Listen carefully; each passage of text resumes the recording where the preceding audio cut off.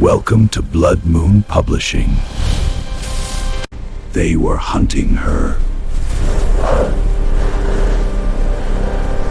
But one wolf chose to protect her.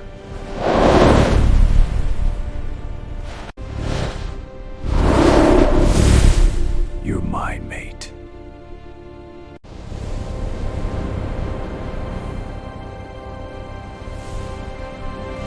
Chapter 1. You're such a naive girl, you know that? Thompson said as everyone in my class started to laugh. It was the last day of school, thank goodness. Unfortunately, I still had to go through graduation, so I'm going to be seeing that jerk again. Oh, how I wish I never had to see him again. I didn't want to face him because that would be much worse, and I would probably end up with tears in my eyes, so I stuck my nose in a book to avoid him and the whole class. Don't get me wrong, I was not pretending to read. I was actually reading because, to be honest, books are much more interesting than this reality I was living in. As I was flipping to the next page, Thompson snapped the book out of my hands and threw it away, landing on the other side of the class near the trash can. You look at me when I'm talking to you. He scoffed. I still didn't face him because I lacked confidence and didn't have comebacks. I really hated it when someone cursed at me. They didn't even have a reason to call me those names in the first place, and I'm obviously not the kind of girl you would call those demeaning things. I stood up slowly from my desk, packing my bag and stuff to take my book, since it was near the door. I found it a good reason to walk out of the class and sit in the library, because it was my last period, and the teacher was absent. But as soon as I walked towards it, Thompson held my arm harshly and said, "What? Escaping already? What a cowardly act, and cowardly people like you don't belong in this school, nor in this world either." Everyone started jeering at me, little did they know who the true coward is. I rushed out of the classroom as fast as I could and went to the library, trying to blink my tears away. You're probably wondering why all this bullying. Well, 4 years ago, my brother and I transferred to this school. He became popular, and I became a nobody. Everyone loved him and his funny jokes. I, on the other hand, made bad jokes and horrible puns. People tried to become my friends for the sake of my brother, but as soon as they got to know me, they realized that I was the complete opposite of my twin brother Richmond. I was an introverted bookworm who couldn't hold a good conversation. I wasn't funny and people were getting bored of hanging out with me, so they just left, even the friends who said they would never leave. Thompson Parker here was Richmond's best friend, but we soon realized the truth after he filled the teacher's lounge and principal's office with shaving cream and blamed my brother for it, which got Rich expelled. Thompson took this as an advantage to start bullying me since Rich wasn't here anymore to defend me. 2 years later, my mom died in a car accident. When the school found out about this, the bullies stopped for a while, but later resumed, and since then, it has never stopped. I don't know why, but they keep on calling me naive, but I try not to care. As I arrived at the library, Mrs. Carter, the librarian, greeted me with a concerned look. She knew that Thompson had been bullying me for the past couple of years and tried helping me, but the school just shrugged it off because it never came to physical violence. She also knows about my mother's accident and cares for me because she knows that I'm still mourning her loss, and it hasn't been easy for me, so I spend all my breaks and free periods in here. I am so quiet that I even spend my lunch breaks in there eating my sandwich alone while enjoying a good book. "Hello, Lou. How can I help you?" she said sweetly. "Well, I was bored in class and decided to pay you a visit for the last time. Any suggestions for a book I should read during this particular vacation?" I obviously lied. "Actually, darling, there's this book I think you'll like." "I don't have it, but I can give you the address of the bookstore that sells it," she said while writing the book's name and the bookstore's address on a piece of paper. "Thank you very much, Mrs. Carter," I said, happy that at least someone finds books interesting, just like I do. I took the piece of paper and walked to the usual table I sit at, located in the middle of the room, just next to the window. As I sat down, I looked at the blue clock on the wall. It was 2:30 p.m.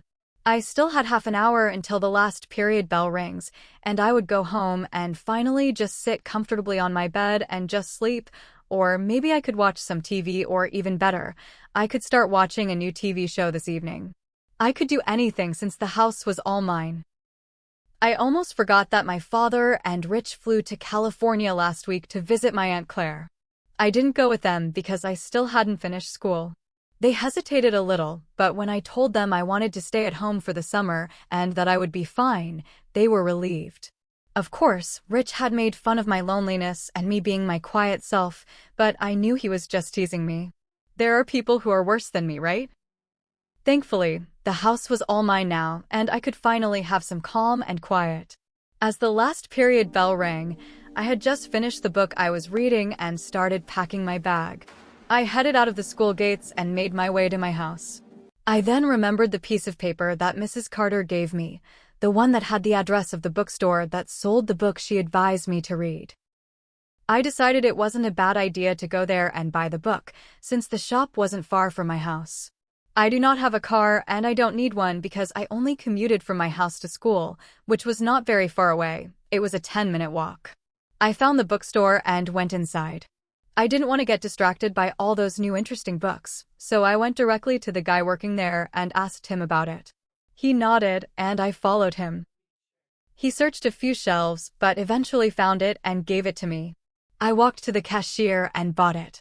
She put it in a plastic bag, and I finally went outside to continue my walk home. After a few streets, I picked the book out of the plastic bag and was intrigued by its cover. It looked mysterious. But let's not judge a book by its cover. See what I did there? No? Okay. I actually refrained myself from saying that pun aloud. Not looking up, I continued walking and flipped it to the end so I could read the summary. I was halfway through my reading when I suddenly bumped into a hard wall, until I remembered that there wasn't supposed to be a wall here in the first place, so I looked up and saw a striking face. It was a guy in his early 20s. He was tall, had dark brown wavy hair, piercing green eyes, and had bags under his eyes. I see someone hasn't been sleeping much lately. He looked so tired, and right now he seemed sad, but that quickly turned to anger. He had a very sharp, very handsome jawline. His posture was intimidating, and I felt small in front of him while his clothes highlighted his muscular body. That's when I noticed his wet shirt and in his right hand a now empty cup of coffee. It suddenly hit me. I bumped into him and made him spill his coffee all over himself.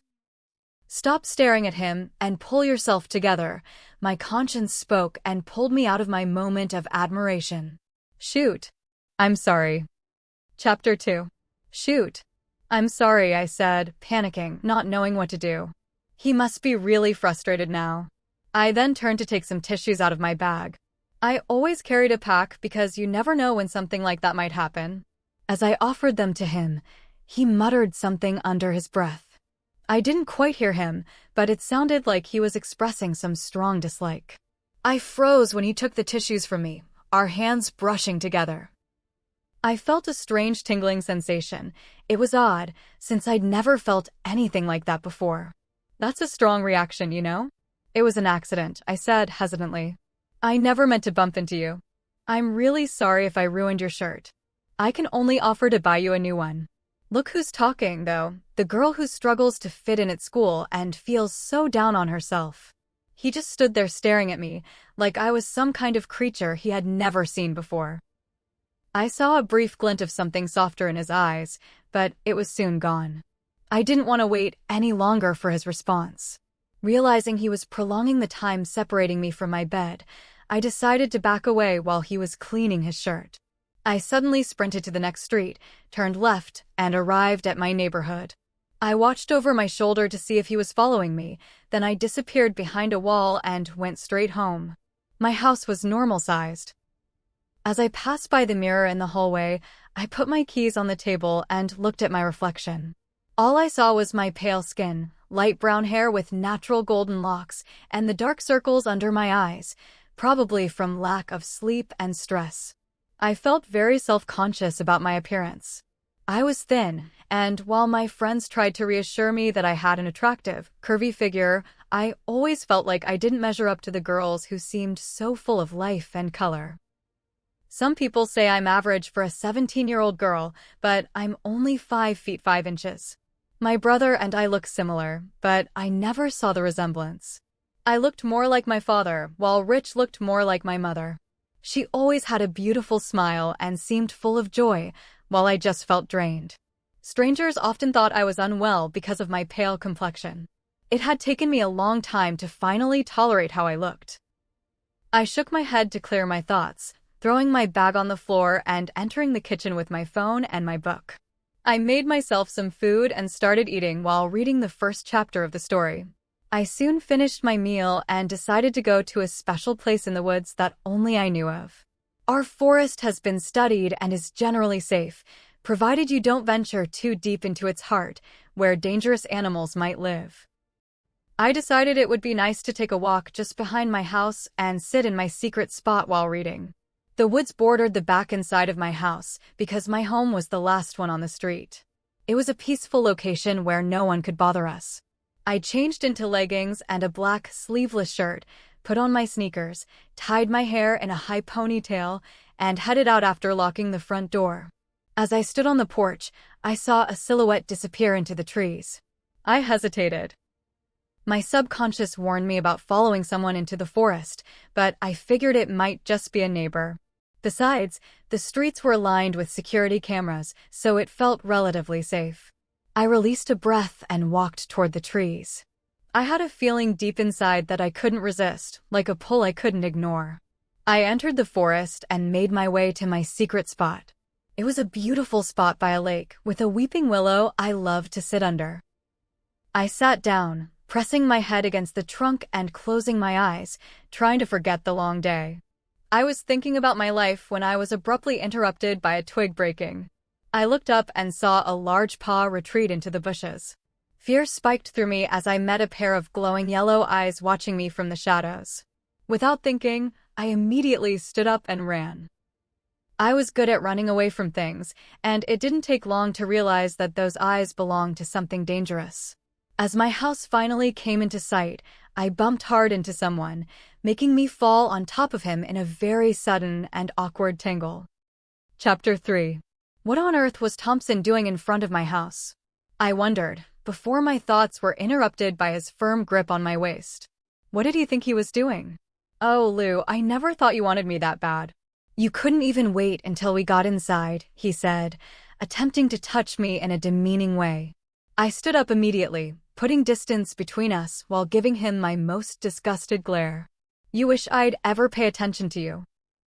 Now tell me why you're here, I said, keeping my eyes on him but also glancing behind me in case the wolf had followed. Feisty, I like it, he said, grinning widely. I was surprised he came alone, but then I thought maybe it was a prank, and his friends were hiding and filming us, so I didn't let my guard down. Really, am I feisty now? Because I think 2 hours ago, I was just a coward to you. I felt a sudden surge of confidence. I just needed to know how to stand up for myself. I was sick of his behavior and couldn't take it anymore. I liked this new feeling. Yeah, you're a coward, and you will always be a coward to me, but the reason I came here is He was interrupted by a low growl coming from the woods. I wasn't going to stay outside a second longer. I rushed to my front door, fumbled with my keys, and unlocked it. Thompson suddenly pushed inside the house, joining me. What do you think you're doing? I asked, staring at him wide-eyed as he leaned back against the wall. I don't know, surviving, he said with a sarcastic tone. I would rather leave you to the wolves, I muttered to myself, only to realize I had said it aloud. It was exactly what I was thinking, but it sounded much harsher out loud. What? Why would you say that? He didn't finish his sentence as the reality of the situation dawned on him. We waited near the door to see if the wolf was in sight. Since it wasn't, Thompson could have easily gone back to his place, but I doubted he would, seeing how much he was shaking.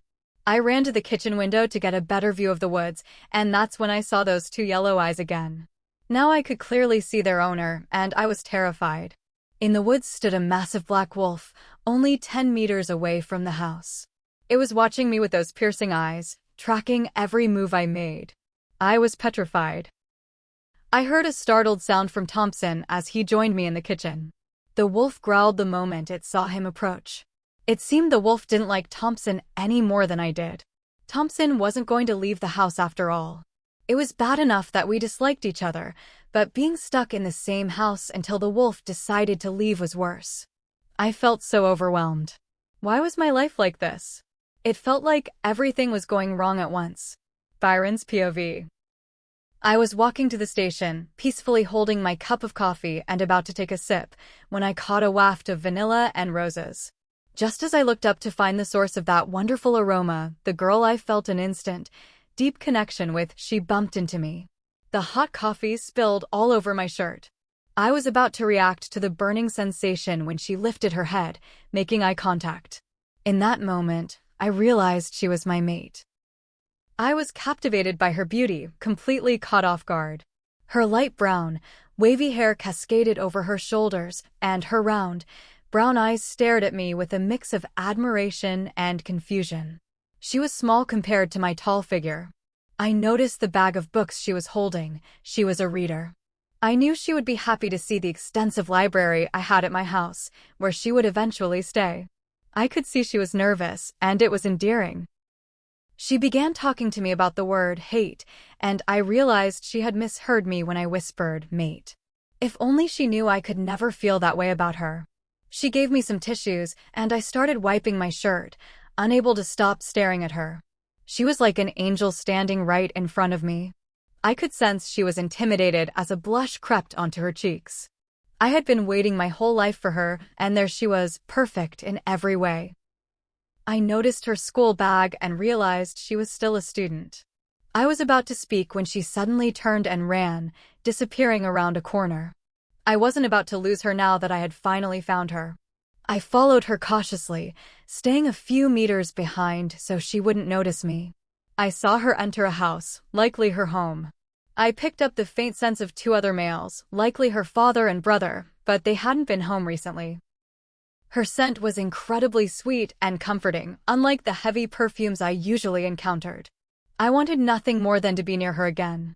When she was safely inside, I checked the house. It wasn't very secure, though the street was lined with cameras. I felt a surge of protectiveness. I would do anything to keep her safe. I sensed her approaching the front door again, so I retreated into the forest to avoid scaring her. I wanted our next meeting to go smoothly.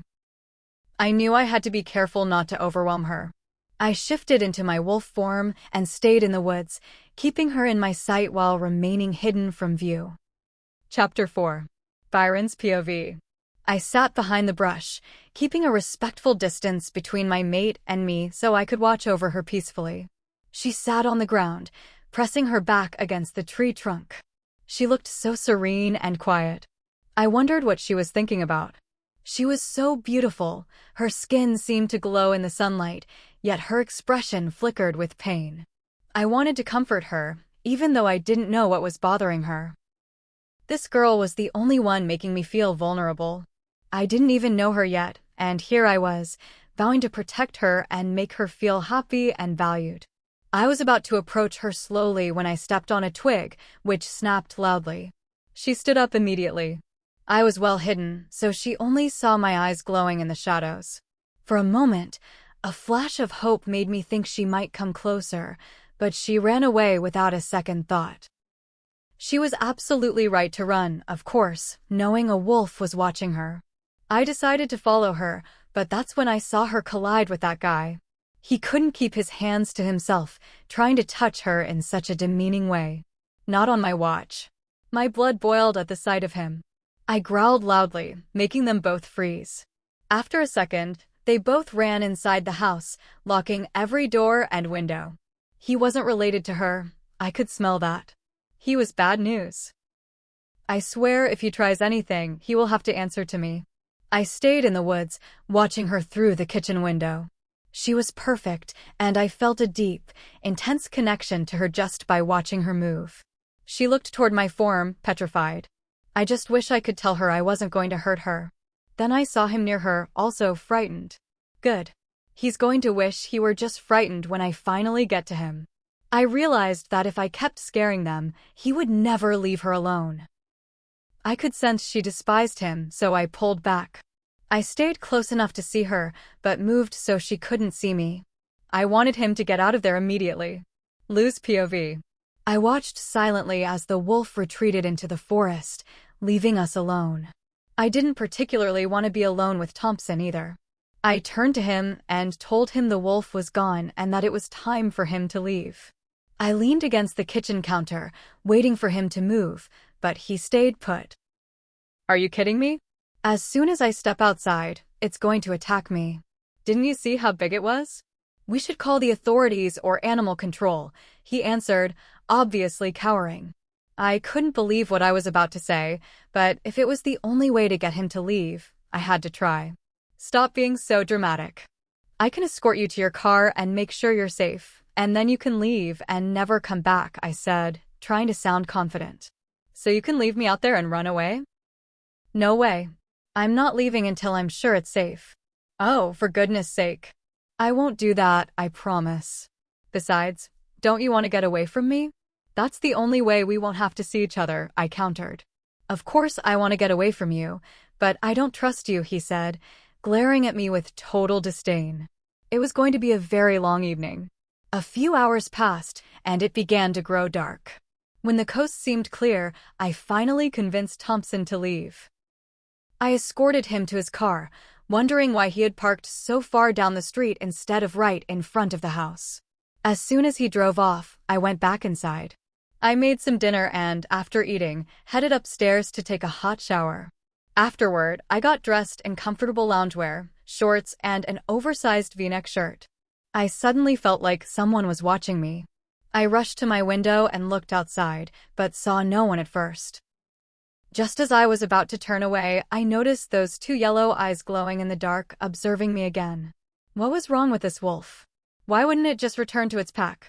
Even though it was a powerful animal, I didn't feel like it was an immediate threat to me. Something inside me suggested it wasn't going to hurt me. I hoped that feeling was right. The wolf didn't want to leave. It was actually lying down right under my window. I had never seen a wolf behave like this before. I told myself I should probably stop going into the woods or visiting my secret spot if I wanted to stay safe. I was about to go to bed when the wolf suddenly whimpered. Why would a massive wolf make a sound like that if it wasn't injured? I stared at it for a moment, checking for any wounds. It looked fine. I sat on the windowsill, examining it. I noticed then how striking it was. Intimidating, yes, but very beautiful. Its dark fur seemed soft, with a slight blue tint under the moonlight. Its yellow eyes were like stars. I got lost looking at them. This wolf was different. Every time it looked at me, it radiated a peaceful aura. I didn't mind its presence as long as it stayed calm. After a while, I decided to go to bed. I closed the window and turned off the lights. My eyelids grew heavy, and I fell asleep almost instantly. Chapter 5. Lose POV. I woke up to my phone buzzing incessantly. I picked it up from the nightstand and found a flood of messages in my group chat with my best friends. Vanessa, I'm going to pick her up. She doesn't have a ride. Lily, it's probably time she gets a car, don't you think? Really? Were they discussing my lack of a vehicle first thing in the morning? How thoughtful. Gemma, quiet, girls. She probably woke up just now because of all the messages. I decided to reply as normally as possible. Me, what on earth are you doing up at wait, let me check, 6:50 in the morning. Are you making fun of me? And since when do you wake up this early? They didn't reply immediately, likely laughing at my reaction. Vanessa, who's going to tell her? Me, tell me what? Gemma, we were planning on going to the carnival at the park today. Nessa and Lily were deciding who would pick you up, and they started rambling about you needing your own car since you're already 17. The carnival is why we're up so early. Please tell me you didn't forget. Lily, I wouldn't be surprised. She forgot her own birthday last year. The carnival? How could I forget? Vanessa, I bet $5 she forgot. Lily, I bet too. She's probably facepalming right now. I literally slapped my hand against my forehead. They knew me too well. Vanessa, I'm picking you up at 8. By the way, we talked in the group this early just to wake you up. Lily, I knew it would work. You can thank me later. Me, what did I do to deserve this? By the time we ended the chat, it was 7 a.m. I got out of bed and started tidying up. After freshening up in the bathroom, I headed to the kitchen for breakfast, specifically chocolate and caramel cereal. At 7:30 a.m., I realized I only had half an hour left. I rushed to my room to find something appropriate for a carnival. I settled on black denim shorts, a white v-neck shirt, and red sneakers. I tied a red flannel around my waist just in case I got cold, which happens even in warm weather. I let my wavy hair down and grabbed my handbag, which was large enough to hold everything I might need. I took my keys and stepped outside just as I heard Vanessa's car horn. I had momentarily pushed aside the events of yesterday, the wolf and Thompson. I locked the door and hopped into the passenger seat. Vanessa greeted me with a smile, and we headed to the park. When we arrived, it was surprisingly crowded. I usually prefer to sleep in, but it seemed everyone else was an early riser today.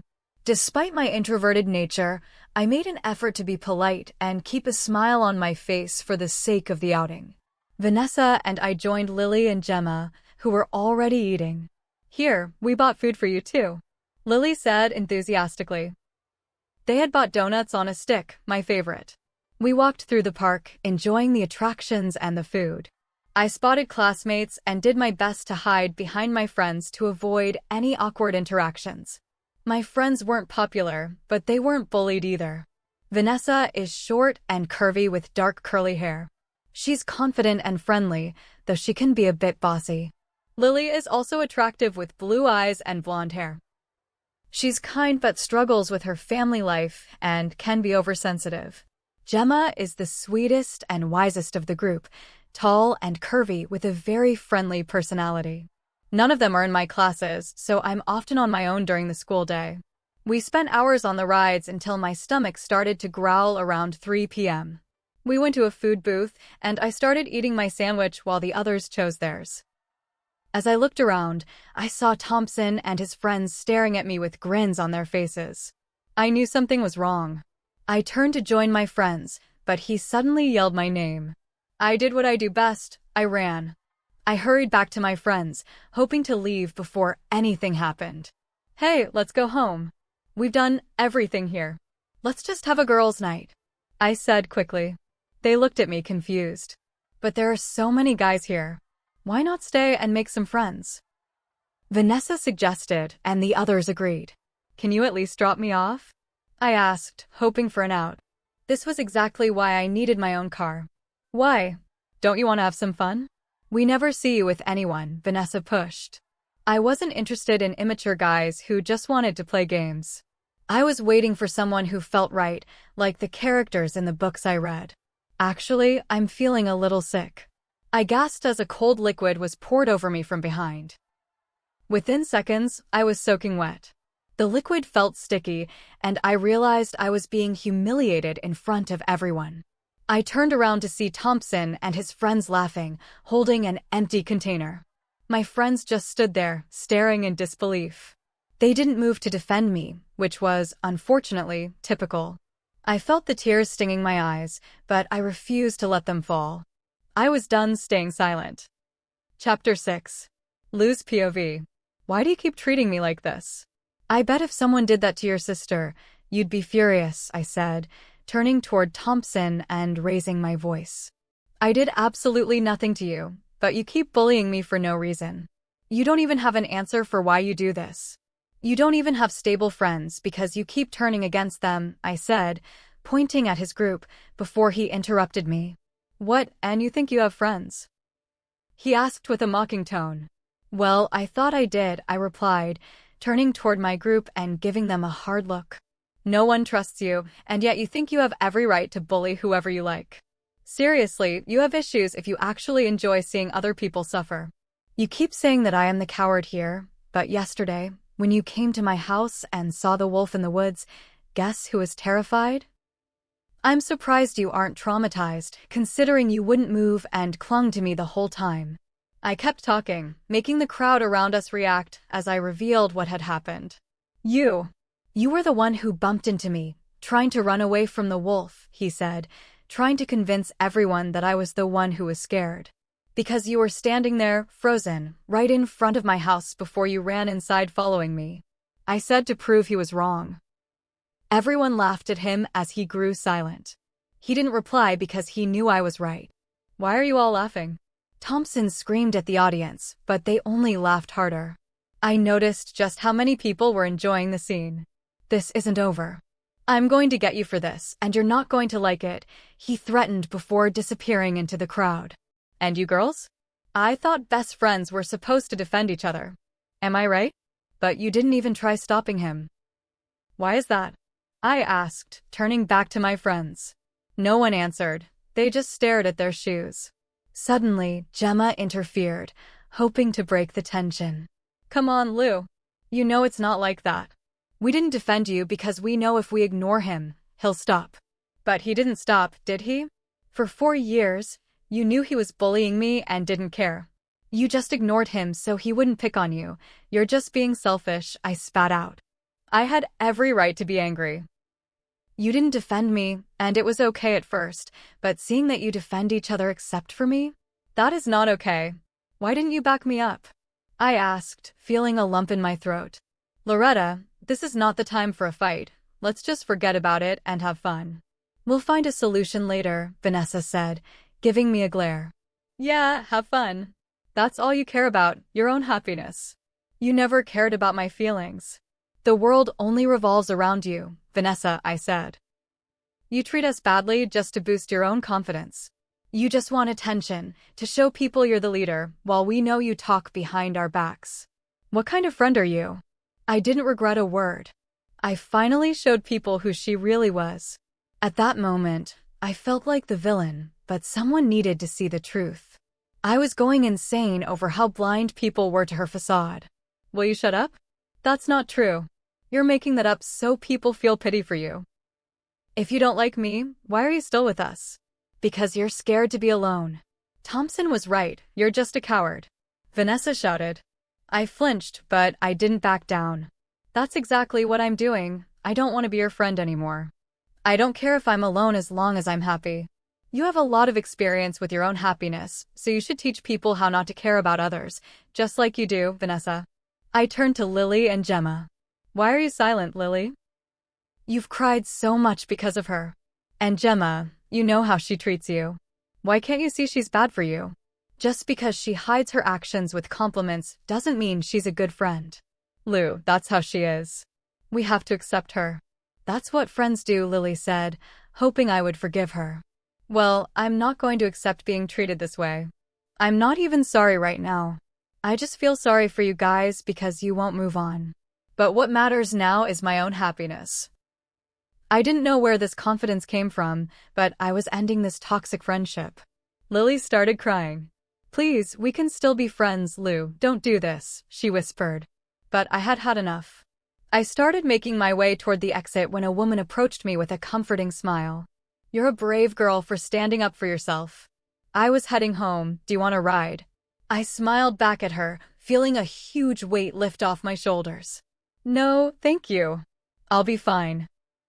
I decided to walk home to clear my mind. But the entire way back, I cried. It was an intense argument, and even though they were bad for me, we had shared good times. Still, I knew I was better off alone. After 2 hours, I was covered in sweat and the sticky liquid from earlier. I was desperate for a shower. Thinking about it, I didn't notice the 3 wolves on my porch until I was close. There was no way I was getting inside today. Am I a magnet for wolves now? I thought. I shouldn't have gone to the festival. They suddenly stood up, and my instincts took over. I headed toward the forest, thinking I could climb a tree or lose them. It was dark now, and the tall trees made it hard to see. I saw the wolves running after me. They were going to catch me. Given the situation, I let out a frustrated cry. Oh no. Chapter 7. Byron's POV. As soon as I left her and that nuisance, I headed to the pack house. I sent 3 of my best men on a mission guaranteed to make my mate approach me. I eventually returned because I couldn't bear to leave her alone, and I wanted to check if that person was still there. But once I saw her again that night, I was captivated. She was standing right in front of her window. We have to do something about that window, I told myself as soon as she turned away. In the morning, I watched over her as she got into her friend's car. I followed them to the carnival and kept my eyes on her the entire time. She was stunning. Her smile was contagious. Every time she smiled, I found myself doing the same. She seemed to glow under the sunlight. I watched her eat, and I couldn't help but feel a deep, intense pull toward her. I was well hidden in the crowd, making it impossible for her to see me. When the incident occurred, I was ready to step in, but then she stood up for herself. It made me proud and relieved, though I still intended to deal with those responsible. I heard every word she said. She had ended her friendship with her group, which changed the nature of my original plan. Change of plans, boys, I telepathically announced to my men. As soon as they gathered, I gave them new orders. John, Lewis, and Tyler, I want you three to shift and wait in front of her house. She's going to leave the park soon. Block all access to her home and guide her into the forest toward me. And if I see one scratch on her, you will regret it. I threatened. Yes, Alpha, John said before I dismissed them. As soon as I located that individual, I led him to a secluded area. I lost control and vented my frustrations on him.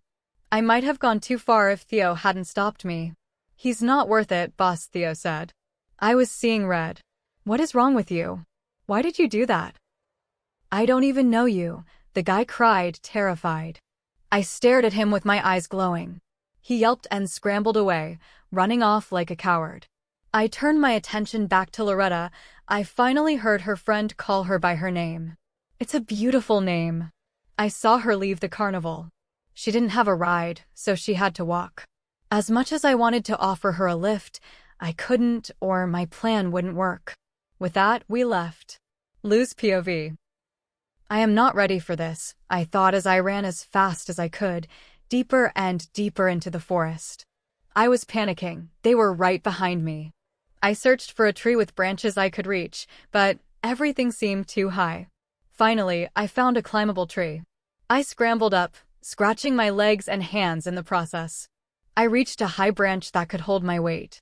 A wave of relief hit me when I saw the wolves at the bottom looking up with what seemed like confusion.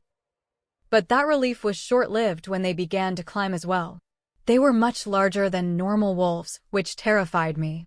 The black wolf from yesterday wasn't among them, and I was surprised to feel a pang of disappointment about that. The wolves blocked my way down. I saw another tree nearby and decided on a desperate move. I stood up on the branch, took a breath, and jumped. I didn't land gracefully. I hit a branch I hadn't been aiming for and tumbled to the ground. Oh no! My leg! I cried out as a sharp pain shot through my body. I had landed hard on my leg before hitting my back. I heard a sickening sound from somewhere in my body. I tried to get up but collapsed immediately.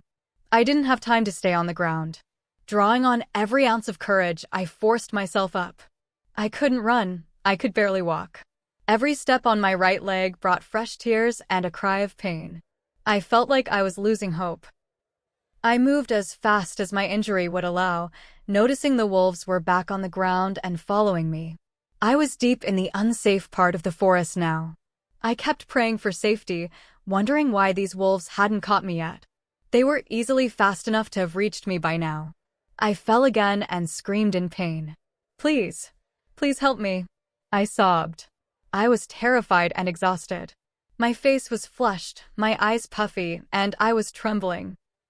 I forced myself to run again, ignoring the agony in my leg. I reached another tree and pulled myself onto a lower branch, resting my forehead against the trunk. We're lost, I thought. Even if the wolves leave, I don't know the way home. I tried to take out my phone to call for help, but as I dialed, one of the wolves jumped against the tree. The branch snapped, and I fell hard. My arm hit the ground first this time. I stood up, looking at my shattered phone screen, and tried to run again. Could this day get any worse? I whispered. Suddenly, my leg gave out. I didn't fall on the soft leaves this time. I fell onto shattered glass. A sharp, agonizing pain flared in my thigh, and I saw a large piece of glass embedded there. No, please. I sobbed, trying to reach the wound, but the sight of the blood made me lightheaded. My eyelids felt heavy, and the world began to dim. Dad, Rich, I'm sorry, I mumbled weakly before the darkness took over. The last thing I heard before blacking out was a voice saying, "He's going to be furious with us." I thought it was the end. But I was wrong. Chapter 8. Byron's POV. I rushed to her side as fast as I could. What had those idiots done to her? What have you done? I shouted at them, waiting for a proper answer. It wasn't our fault, Alpha. We didn't touch her. She must have injured herself while climbing, Tyler said, kneeling by her side to examine the wounds. That's enough. I snapped, my rage finally breaking. I was seeing red again. No one could stop me. I was ready to take my frustration out on him when she moved slightly and made a faint sound. I stopped immediately and sat on the ground, pulling her into my arms. She was in so much pain. Get the doctor. No. I will deal with the three of you later, I ordered. They scrambled to their feet, helped Tyler up, and ran toward the pack house to call our physician. As soon as he arrived, the doctor sat beside me and began cleaning her injuries, carefully removing the pieces of glass from Loretta's leg. We moved her to my house and placed her on the couch while the doctor went to prepare his equipment. I stayed with her, caressing her cheek and brushing the damp hair away from her forehead. My poor girl, what happened to you? I whispered, kissing her hand gently, trying not to wake her. She was beautiful, and I felt a crushing sense of guilt. This had been my plan, and it had gone horribly wrong. I didn't even know how I was going to tell her the truth, or if I even should. A knock at the door interrupted my thoughts. It was the doctor, returning to wrap her leg. We need to start in 4 for fluids. She's lost quite a bit, the doctor said calmly. She's going to be okay, Alpha. Do you have the right blood type? If not, use mine, I told him. Our blood is known to heal others much faster, acting as a universal donor in emergencies. I know what I'm doing.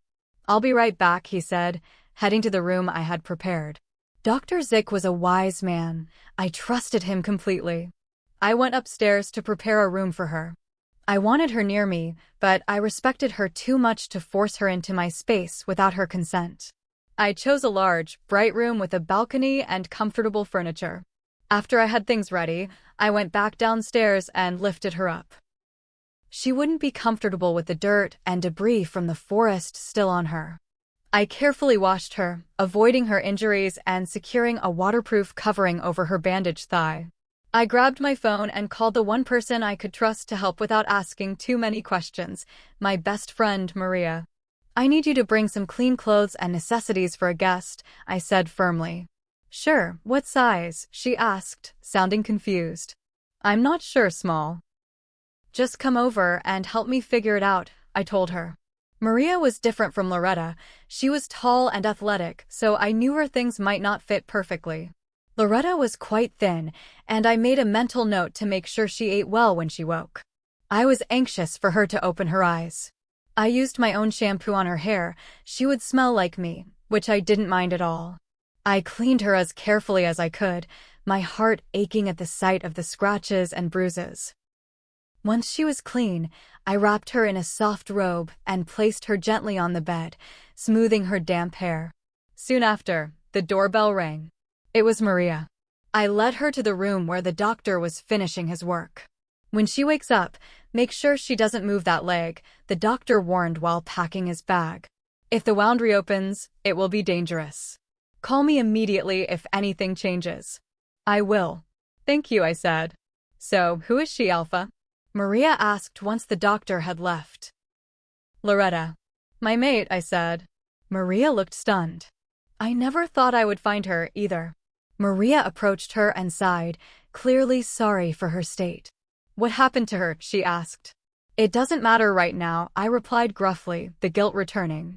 I'll go get those things you asked for, Maria said nervously. Do you want me to get a full outfit? No, I'll give her something of mine to wear for now. Just get the basics. And Maria, no one knows about this yet. She nodded and left. I went to my room, grabbed one of my shirts, and brought it back. It looked like a dress on her because she was so small. I carefully dressed her and tucked the sheets around her. She looked so peaceful. I sat by the bed for an hour, watching her sleep.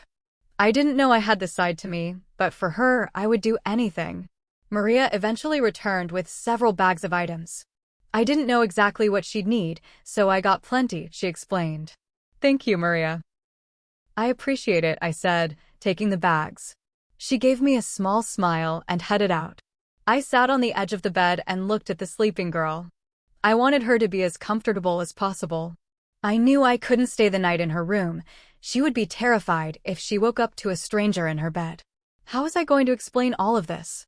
I wondered as I finally stepped out and closed the door, heading to my own room for the night. Chapter 9. Lose POV. I woke up to find that this wasn't my room, nor was it a hospital. My memories flooded back like a hurricane, and I panicked. The wolves, the forest, they were about to eat me. What on earth happened? I thought. I pulled the 4 from my left arm. How was I saved? I didn't see anyone in the woods. I was supposed to be dead. Suddenly, I saw my handbag lying on a chair.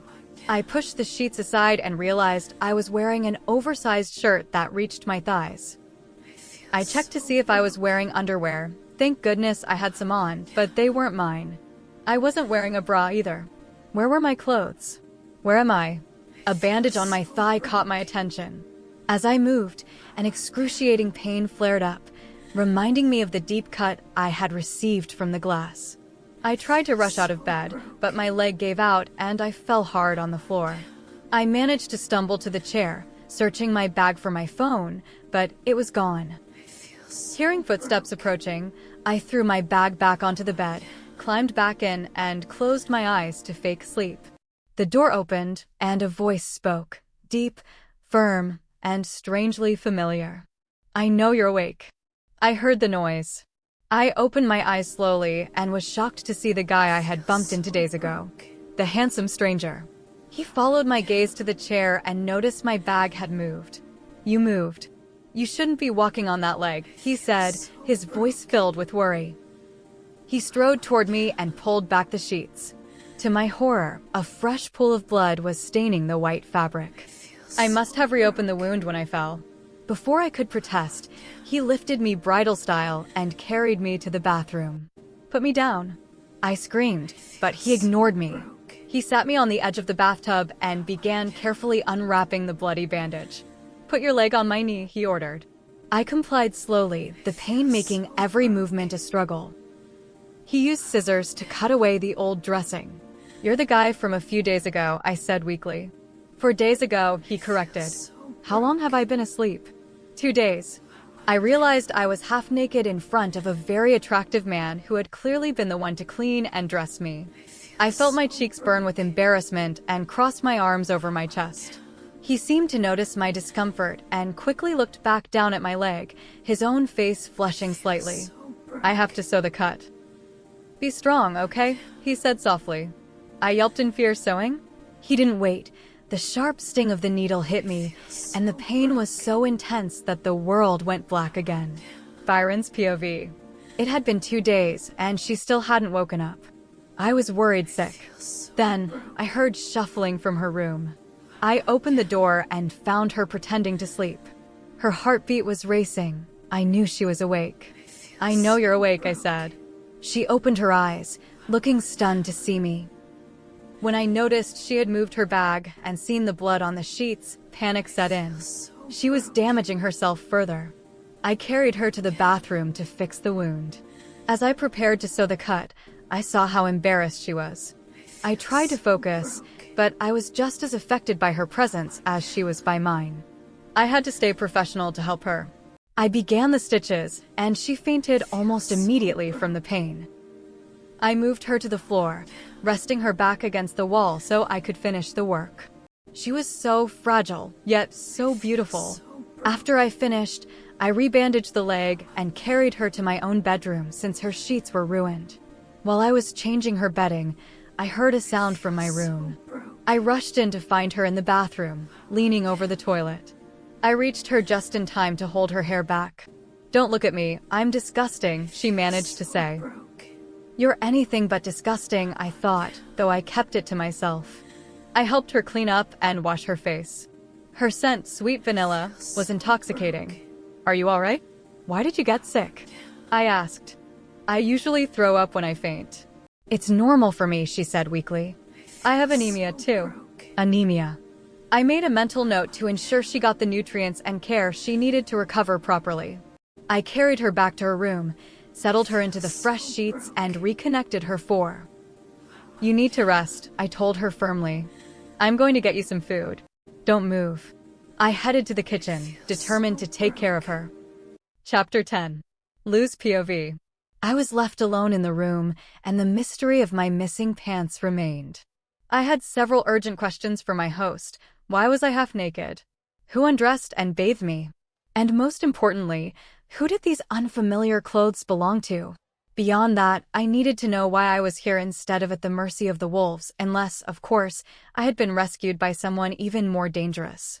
He entered the room, interrupting my spiraling thoughts. In his hands was a plate of crackers and yogurt, a cup of tea. He seemed to know exactly what my sensitive stomach could handle, which was another unsolved mystery in itself.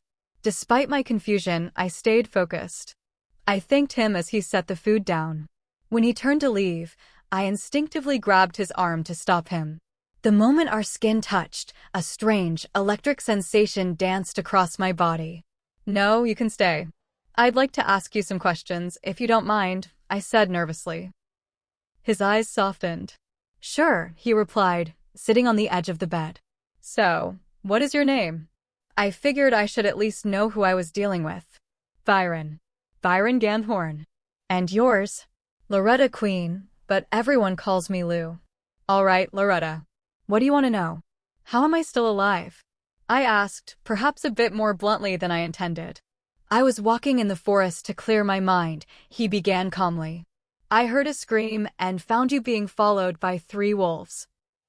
I used a lighter and a large branch to create a torch. Wolves are terrified of fire. By the time I reached you, you had passed out, so I scared them off and brought you here. I stared at him, skeptical.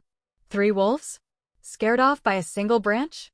Those creatures hadn't looked like ordinary animals to me. Furthermore, his house was equipped with medical supplies that seemed far too advanced for a typical home. You have a lot of medical equipment here, I noted, pointing to the 4. Are you a doctor?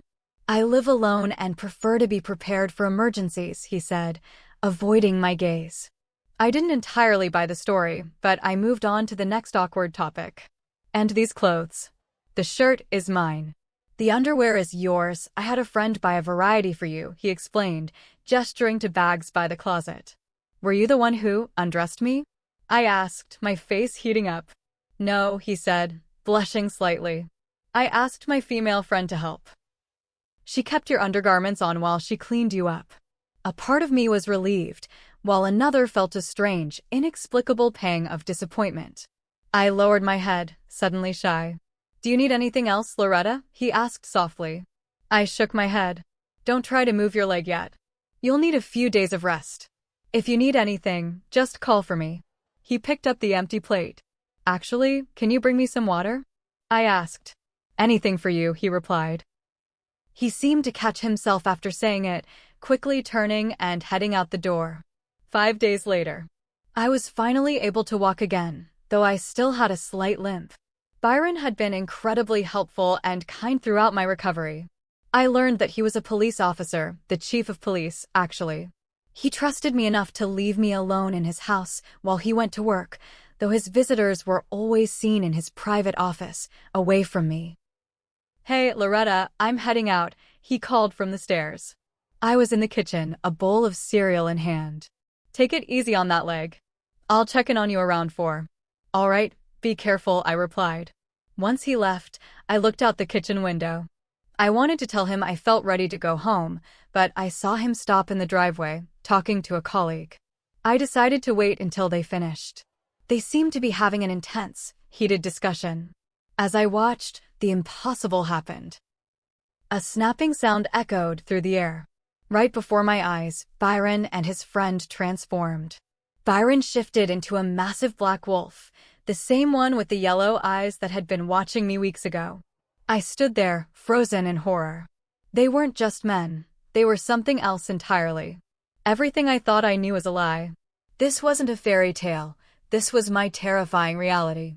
I watched them bound into the forest and disappear. My head spun, and true to form, I fainted. When I came to, I scrambled to the sink and got sick.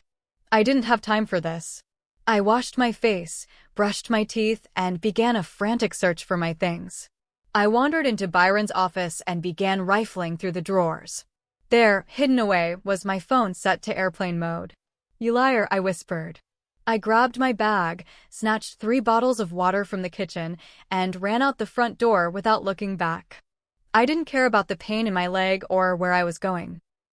I just had to get away from the beast. Chapter 11. Byron's POV. I arrived home at 4 to check on my angel, just as I had promised. But when I saw the front door wide open and realized her scent was missing from the house, I lost it. I searched every room, calling her name, but there was no sign of her. My heart ached at the thought of her being lost or hurt. I immediately mind-linked the pack. Loretta is gone. I want everyone to search for her. No exceptions. I knew I had to find her. Perhaps it was finally time to tell her the whole truth, though I feared she might have already discovered it and run away in terror. I shifted into my wolf form and caught her scent. It was faint but growing stronger as I pushed myself to run faster. I am thankful my house is deep in the woods. She couldn't have gone far without getting turned around by the dense trees. After tracking her for nearly 3 hours, I finally sensed her nearby. My beta, Theo, and Samuel joined me to assist. I tilted my head back and saw her.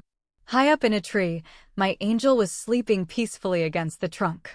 "We found her. You can return to the pack house," Theo signaled to the rest of the search party. I shifted back into my human form. I was completely exposed, but I didn't care. I just wanted to bring her home. I climbed the tree as quietly as possible, but the moment I reached out to her, she opened her eyes and began to scream. She fought me, trashing around to get away. As we reached the lower branches, she jumped. She landed harshly on her injured leg and cried out in pain. It gutted me to see her hurting. She tried to run, but Theo and Samuel hemmed her in. "Help me. Please," she sobbed, her back pressed against a tree. I moved quickly, wrapping my arms around her waist and pulling her into my arms. She wouldn't stop struggling. "Stop, Lou." "It's me, Byron," I whispered, but she wouldn't listen. I ended up pinning her to the ground to keep her still. I signaled Theo and Samuel to leave us. "Don't touch me. Get away from me, you beast," she screamed, sobbing hysterically. "What's wrong? What have I done?" I asked, though I already suspected the answer. "You transformed into a wolf. You're a monster. Leave me alone," she cried. "Please, don't hurt me." My heart broke. I would never hurt her. I sat her down in front of me, trying to maintain some level of composure despite her proximity. "I'm a werewolf, Loretta." "The alpha, actually," I said as calmly as possible. "This isn't real." "You aren't real," she shouted, her eyes puffy and red. "We are very real. And there is something you need to understand. Every werewolf has a mate, a soulmate chosen by the moon goddess. We are bonded to one person for life. They are our purpose. We love them instinctively." She looked at me with a mixture of shock and disgust. "And you, Loretta, are my mate," I said softly. "Say something. Please," I begged. "How can you expect me to just accept this?" she asked, her voice trembling. "You don't even know me. You only love me because you're forced to buy some bond. It's repulsive." "You think I don't want to love you?" I asked, feeling a spark of anger. "I mean that you didn't have a choice. If this bond didn't exist, you wouldn't even look at someone like me." "I don't believe in soulmates," she whispered. Her words devastated me. But I knew she was wrong. If the bond didn't exist, a man like me might never have found an angel like her. I was grateful for the bond because it brought her into my life. "I'm thankful to the moon goddess for you," I said, raising my voice. "You're just under the influence of the bond," she said, standing up. "In reality, you would never choose me." She turned to run again, but I was faster. I caught her, threw her over my shoulder, and began the trek back to the house. I knew I would need to assign bodyguards and perhaps enlist Maria's help to show Loretta that she had a place here. "Leave me be." "You don't want me," she cried, hitting my back. "Stop," I shouted, stopping in my tracks. "Why can't you accept that I want you? You are mine. I felt a wave of regret as she cried harder, but I couldn't stand her talking down about herself. I would make her see her own worth, no matter how long it took. Chapter 12. Lose POV.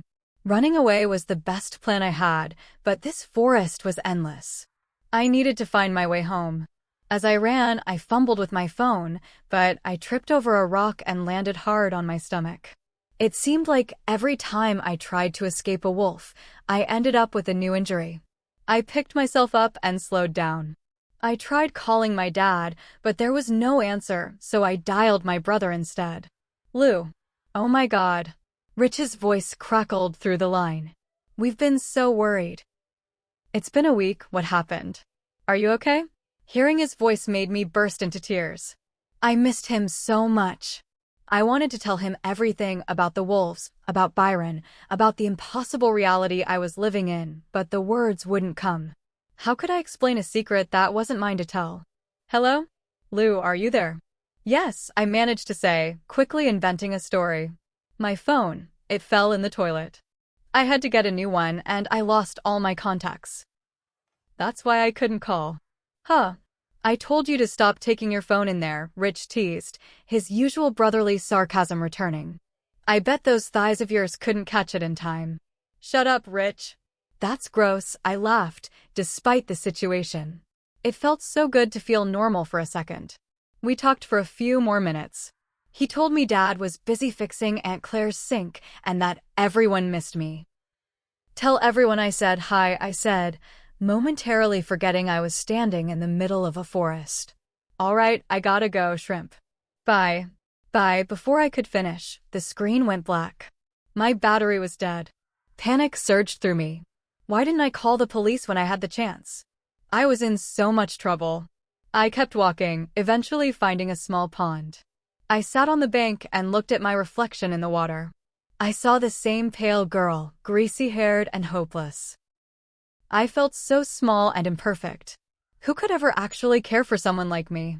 I felt like a mess, especially now that I had pushed my friends away. I was alone. I spent the afternoon wandering until it grew dark. I found a tree with sturdy branches and climbed up to find a spot to sleep, eventually drifting off. I woke to the warmth of strong hands wrapped around me. For a moment, I felt completely safe, until the tingling sparks reminded me of who those hands belonged to. I opened my eyes and saw Byron's face. He was inches away, and he was once again without a shirt. The realization hit me. This wasn't a dream. I screamed and started thrashing, trying to get away. I tumbled out of the tree, landing painfully on my injured leg. I tried to run, but his wolves cornered me. I tried to climb another tree, but Byron's hands were on my waist instantly. He pulled me down into his arms. I couldn't believe he found me. This beast, this werewolf. He threw me over his shoulder like a sack of flour. As he walked, I found myself thinking about how impossible the situation was. A part of me was terrified, another part was confused by the intense attraction I felt, and a third part was sad because I believed he only loved me because of a mystical bond, not because of who I actually was. The walk back to his house was silent. He was clearly unhappy that I had tried to run. When we arrived, he put me down on the sofa and immediately began locking every door and window in the house. "You're sleeping in my room tonight," he stated firmly. "That way I know you won't try anything." "You wish," I muttered. "You will," he replied, using that commanding alpha tone. He grabbed some clothes for himself while I headed to the guest room to grab a towel. I took a quick shower, desperate to wash away the forest grime. But once I finished and wrapped myself in a towel, I realized I had forgotten to bring clean clothes into the bathroom. I cracked the door open, checking to see if the hallway was empty. Seeing no sign of Byron, I started toward my room. I had only taken a few steps when a door opened behind me, followed by a low, vibrating growl. Chapter 13. Lose POV. I turned around to find Byron soaking wet with only a towel wrapped around his waist, exposing his physique and a V-line that fortunately hid the rest. I noticed the way the veins popped on his arms. Not all men had that, and I couldn't deny how striking he looked. He watched me as he walked slowly toward me. I was frozen, unable to focus, until I realized my grip on my own towel had loosened. It dropped, exposing me completely. I did not do that on purpose. It was his turn to freeze now. I screamed and sat down, pulling my legs to my chest and hiding my face between my knees. I was humiliated beyond words. He had seen me. "Here, take this," he said huskily. He removed the towel from his own waist and stood there, seemingly unbothered by his own exposure. He wrapped the towel around me and mumbled something about needing another cold shower before heading back into the bathroom he had just left. Why was he taking another shower? He was already clean. I stood up, secured the towel properly, and snatched my own off the floor. I rushed into my room and slid down against the door, sitting on the floor in total humiliation. After a while, I managed to pull myself together and chose a pair of gray lace underwear. They were mostly see-through, but I didn't have any other options. I stood in front of the empty closet, hands on my hips, hoping to find a stray shirt. Byron entered the room in nothing but boxers. He was drying his hair with a towel and stopped dead when he saw me. I turned around, covering my chest instinctively. "Didn't anyone teach you to knock?" I yelled. "No one told you to stand there like that," he countered calmly. "Besides, it's my house. I can go where I want." He started walking toward me. "Keep your distance," I warned. It was a mistake. "You didn't just say that to me, Sunshine," he said. "Sunshine? What's next, Rainbow?" I mocked. I regretted it the moment I saw him take a stride toward me. He wasn't just angry. He was fuming. I ran to the closet and tried to hold the door shut, but he was far stronger. He pulled the door open, and the momentum sent me slamming into his chest. We both fell, me landing on top of him. His hands moved to catch me, landing right on my chest. "I quite like this position," Byron mocked. "Of course you do, you pervert," I said, trying to wiggle away. He quickly flipped us so I was pinned beneath him. "I'm not a pervert. I wouldn't force you into anything," he said. "Right, like giving me no choice but to sleep in your room." I shot back. As I tried to move, I felt a sudden tension between us and froze. "If you don't stop moving, I'll lose my control right now," he whispered in a husky tone. His eyes darkened and began to glow yellow. "Oh no." I pushed him away with my legs and tried to bolt, but he caught me and threw me over his shoulder. "I enjoy this view, Loretta," he said, and I could hear the grin in his voice. I wasn't going to lie, he was incredibly attractive, but I had to remember he was a beast. Suddenly, I felt a sharp swat on my rear. "Ow, you did not just do that." "Feel free to return the favor," he laughed, giving my other side a squeeze. "Stop touching me. You can't keep your hands to yourself." "It's difficult when you look like that," he said. My cheeks burned a deep red. I felt his hand on my thigh, and despite my frustration, his touch sent sparks through my body.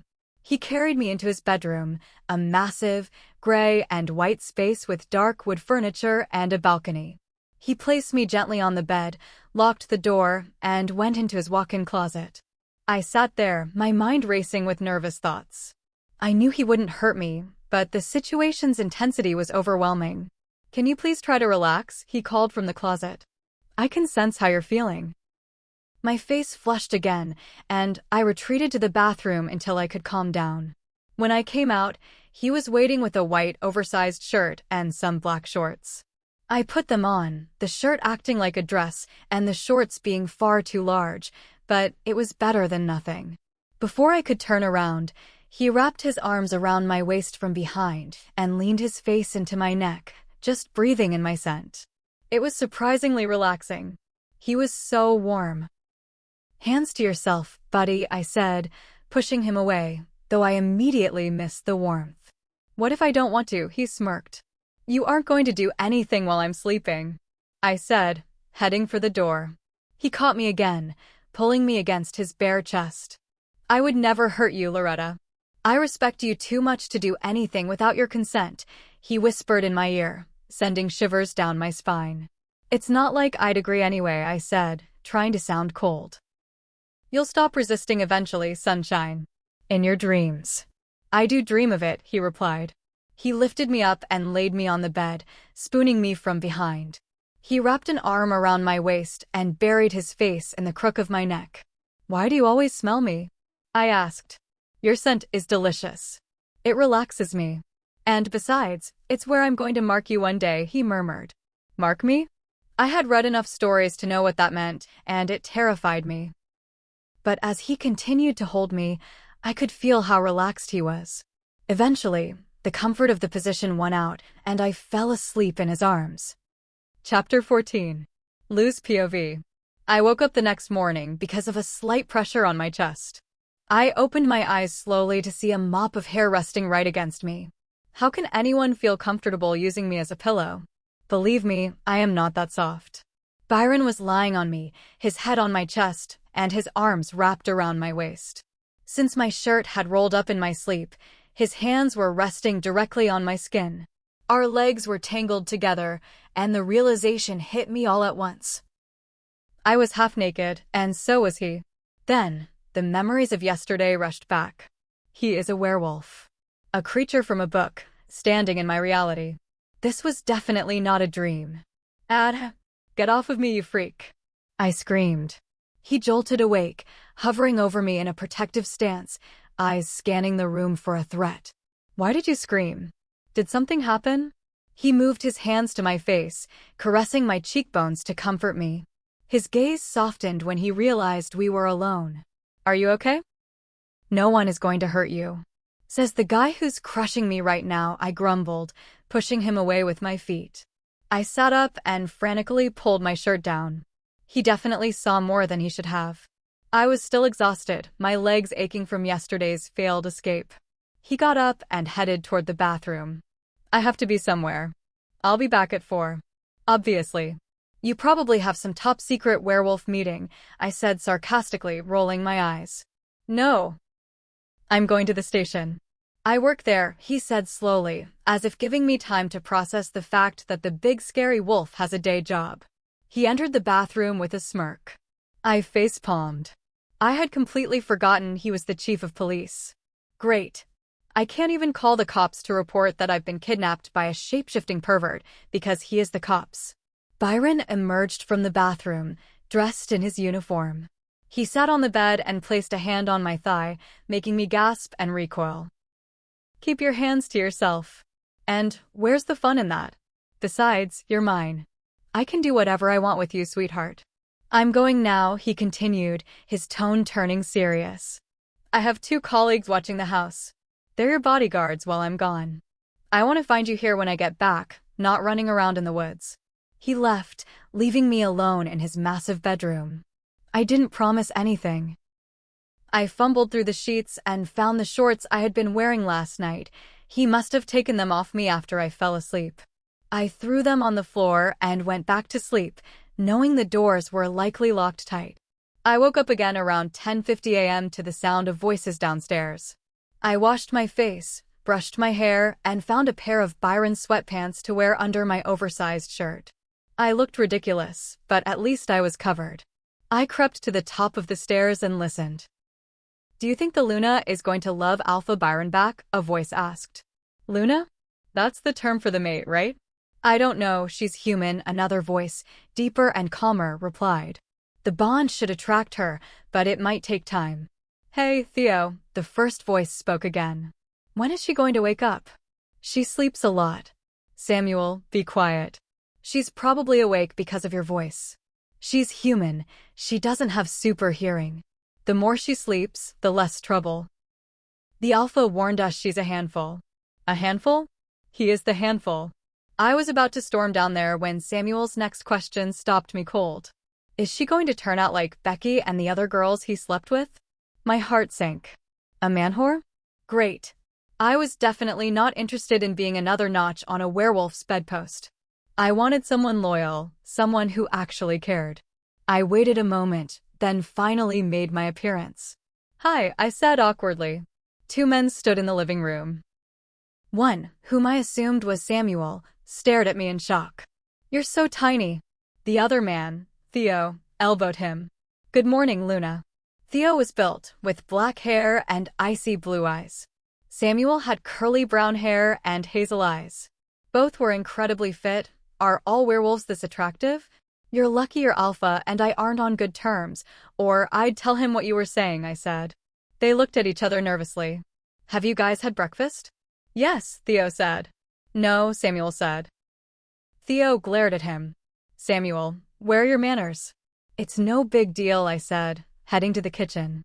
I'm making pancakes. I tried to open the fridge, but it wouldn't budge. I pulled with all my might, even bracing my feet against the frame. Nothing.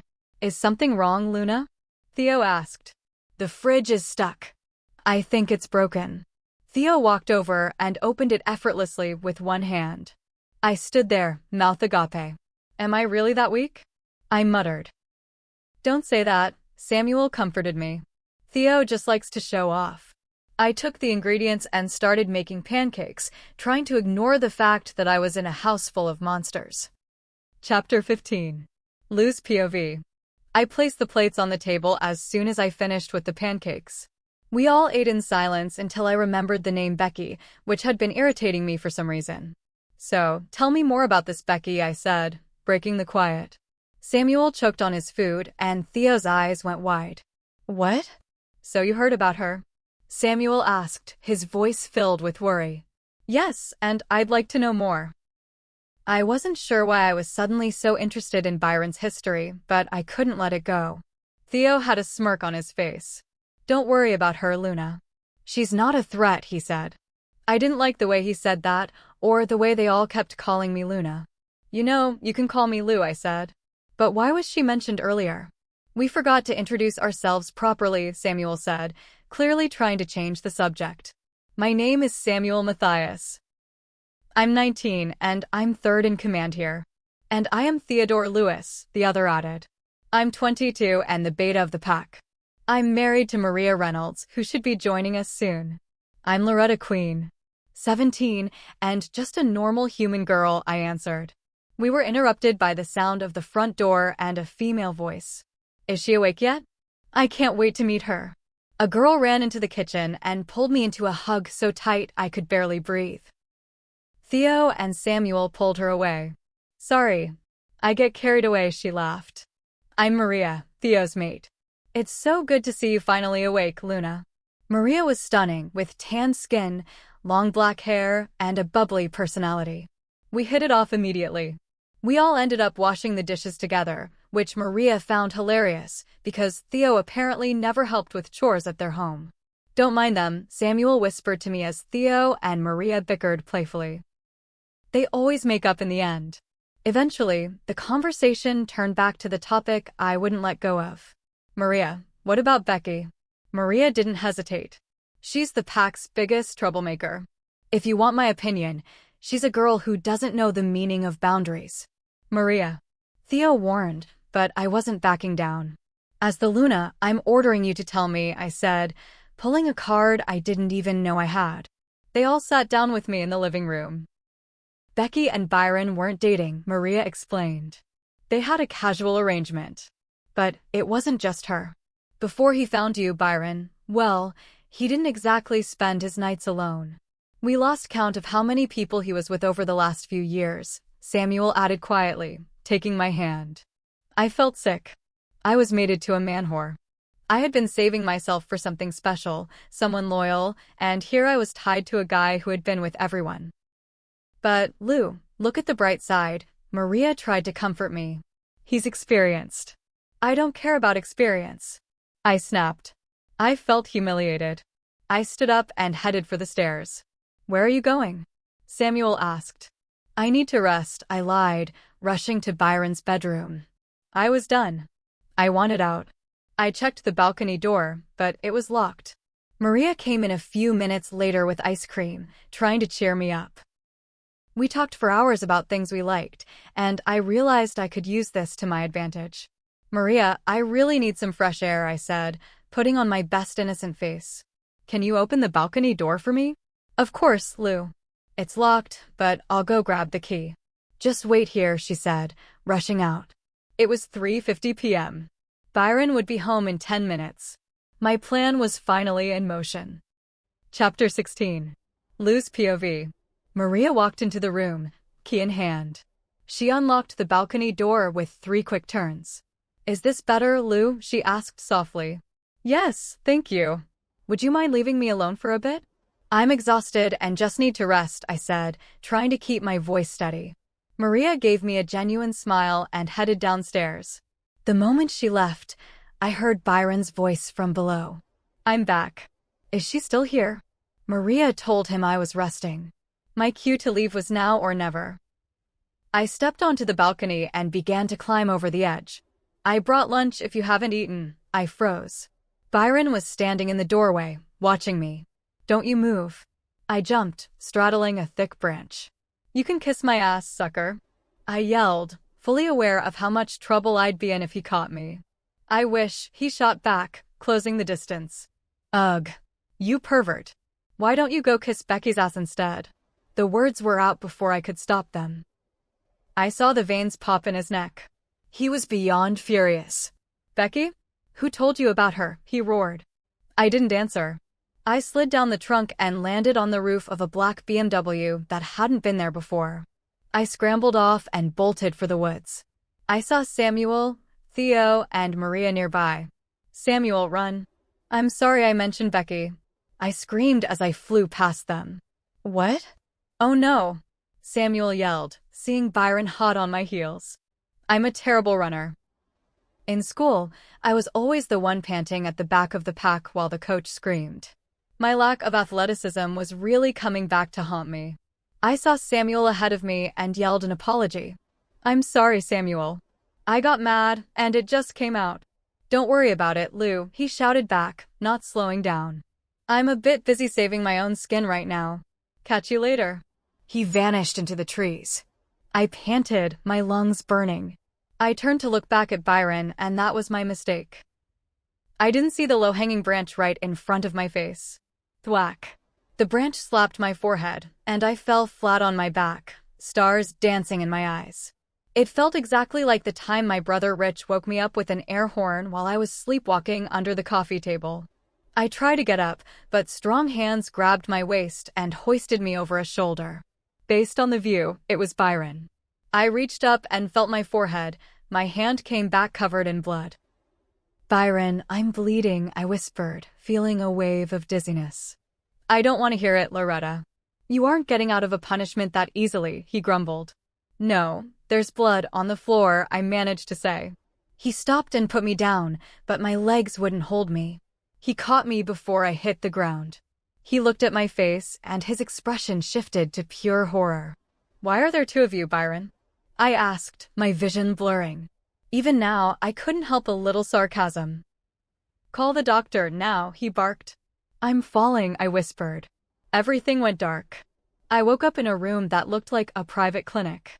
Byron was there, his head resting on my lap as he slept. I reached out and stroked his hair. It was incredibly soft. My heart fluttered, but then the memory of Becky came back, and I pulled my hand away. He woke up instantly. "Are you okay? Are you in pain?" "I'm fine," I said coldly. I looked at the 4 in my arm and snatched it out. "What are you doing?" Byron stood up, towering over me. "I'm sick of this. I'm sick of orders, I'm sick of being hurt, and I'm sick of you." I snapped, poking him in the chest. I saw the hurt in his eyes, but I didn't care. I locked myself in the bathroom and cried. "Lou? Please, let the doctor in," Byron called from the other side of the door. I eventually came out and sat on the bed. A man in his 50s entered. He looked wise and kind. "Are you feeling all right?" he asked. "Yes. Can I speak to you alone?" "Of course, Lewin, young lady." I froze. "You're one of them, aren't you?" He looked ashamed. "Yes, I am a werewolf, Lou. But I am here to help you. I'm Dr. Zick." He gently put the 4 back in my arm. "You're dehydrated. Finish these, and you can go back to the house this evening." He sat down in the chair Byron had occupied. "I'm a good listener, Lou. If you need a friend to talk to, I'm here." I looked at him and realized I really did need to talk to someone who wasn't me. I took a breath and started to tell him everything. Chapter 17. After speaking with the doctor and sharing everything on my mind, I felt a massive weight lift off my shoulders. His wise advice made me realize that while this world is mysterious, Being a part of it isn't impossible, even if I am surrounded by werewolves. As soon as we finished our talk, he stepped out, then immediately returned with a smile. You have visitors. Do you want to see them now or after you rest? He asked reassuringly. Visitors? People are here for me. Yes, they're worried about you. The idea that people other than my family were concerned about me was a strange, interesting feeling. Bring them in, I said, beaming. Luna, are you all right? I heard a familiar voice before Maria rushed to my side and hugged me. Theo followed, closing the door behind them. Oh my God, we were so worried, Maria said, her eyes watery, as Theo sat beside her.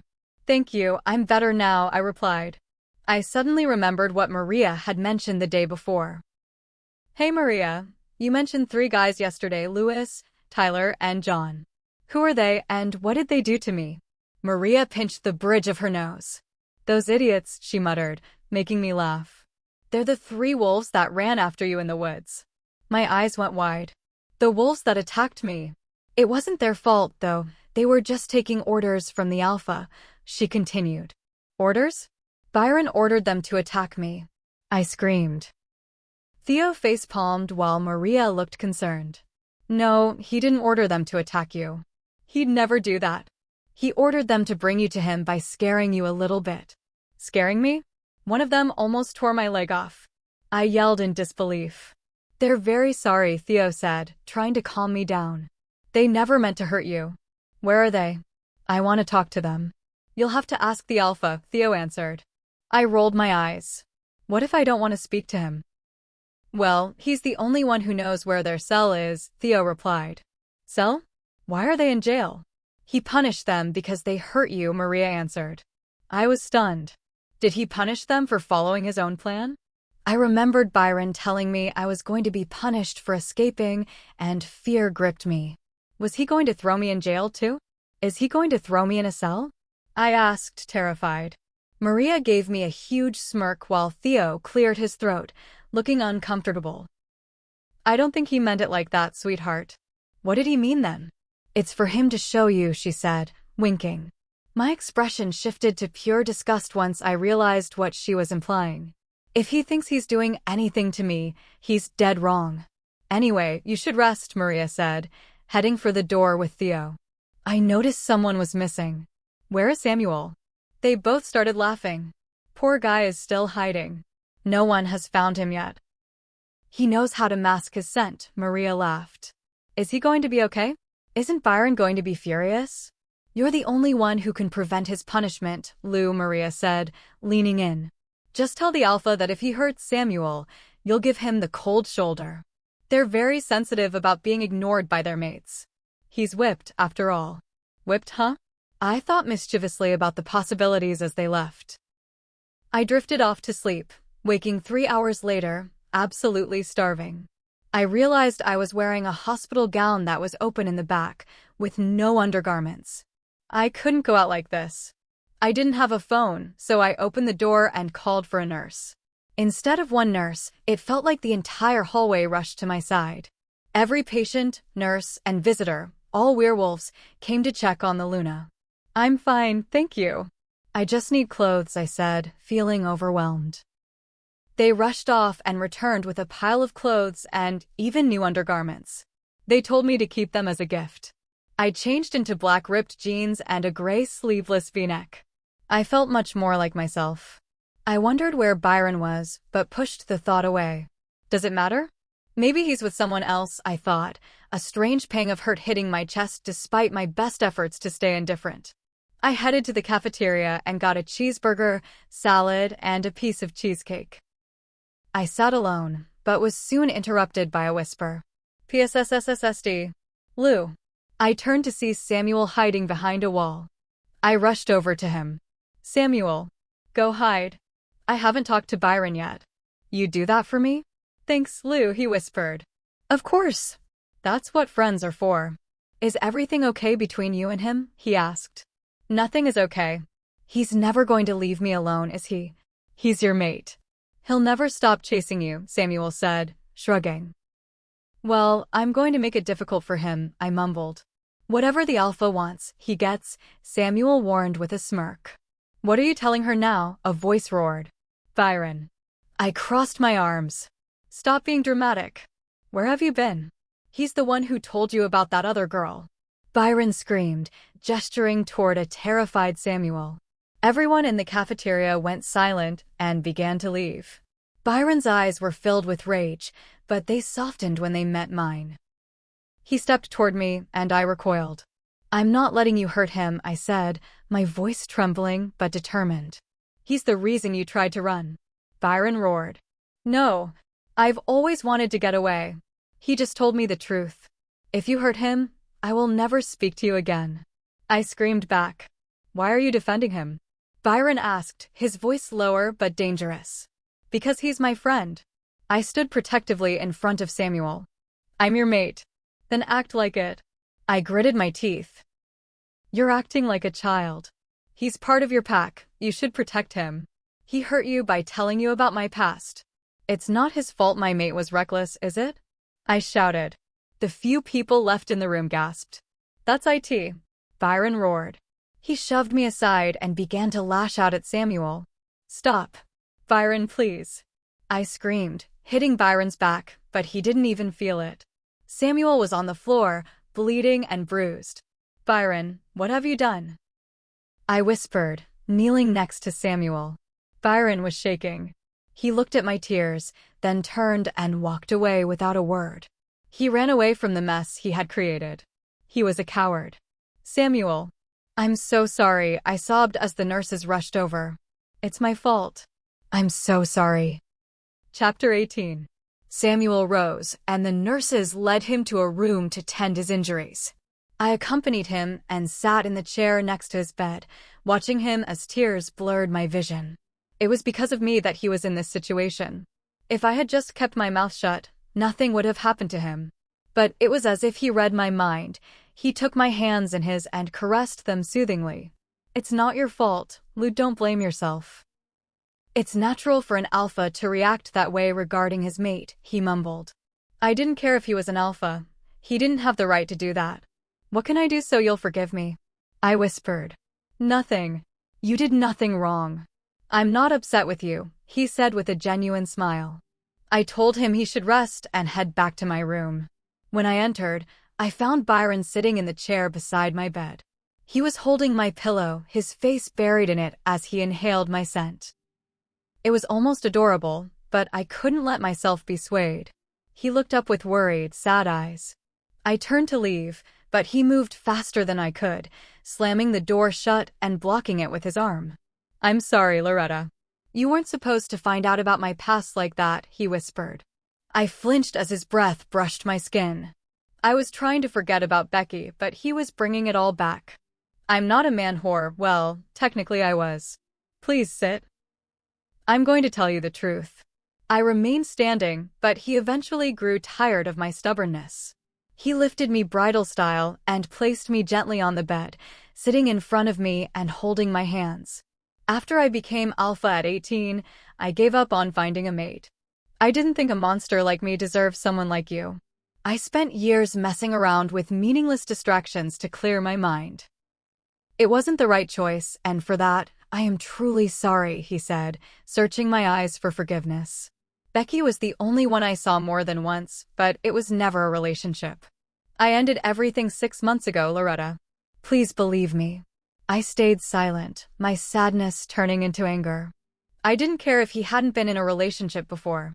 I will never date a monster like you, Byron, I spat, standing up and heading for the door. I left him sitting there, shocked, and walked until I found myself back at Samuel's room. I found Samuel talking to Dr. Zick.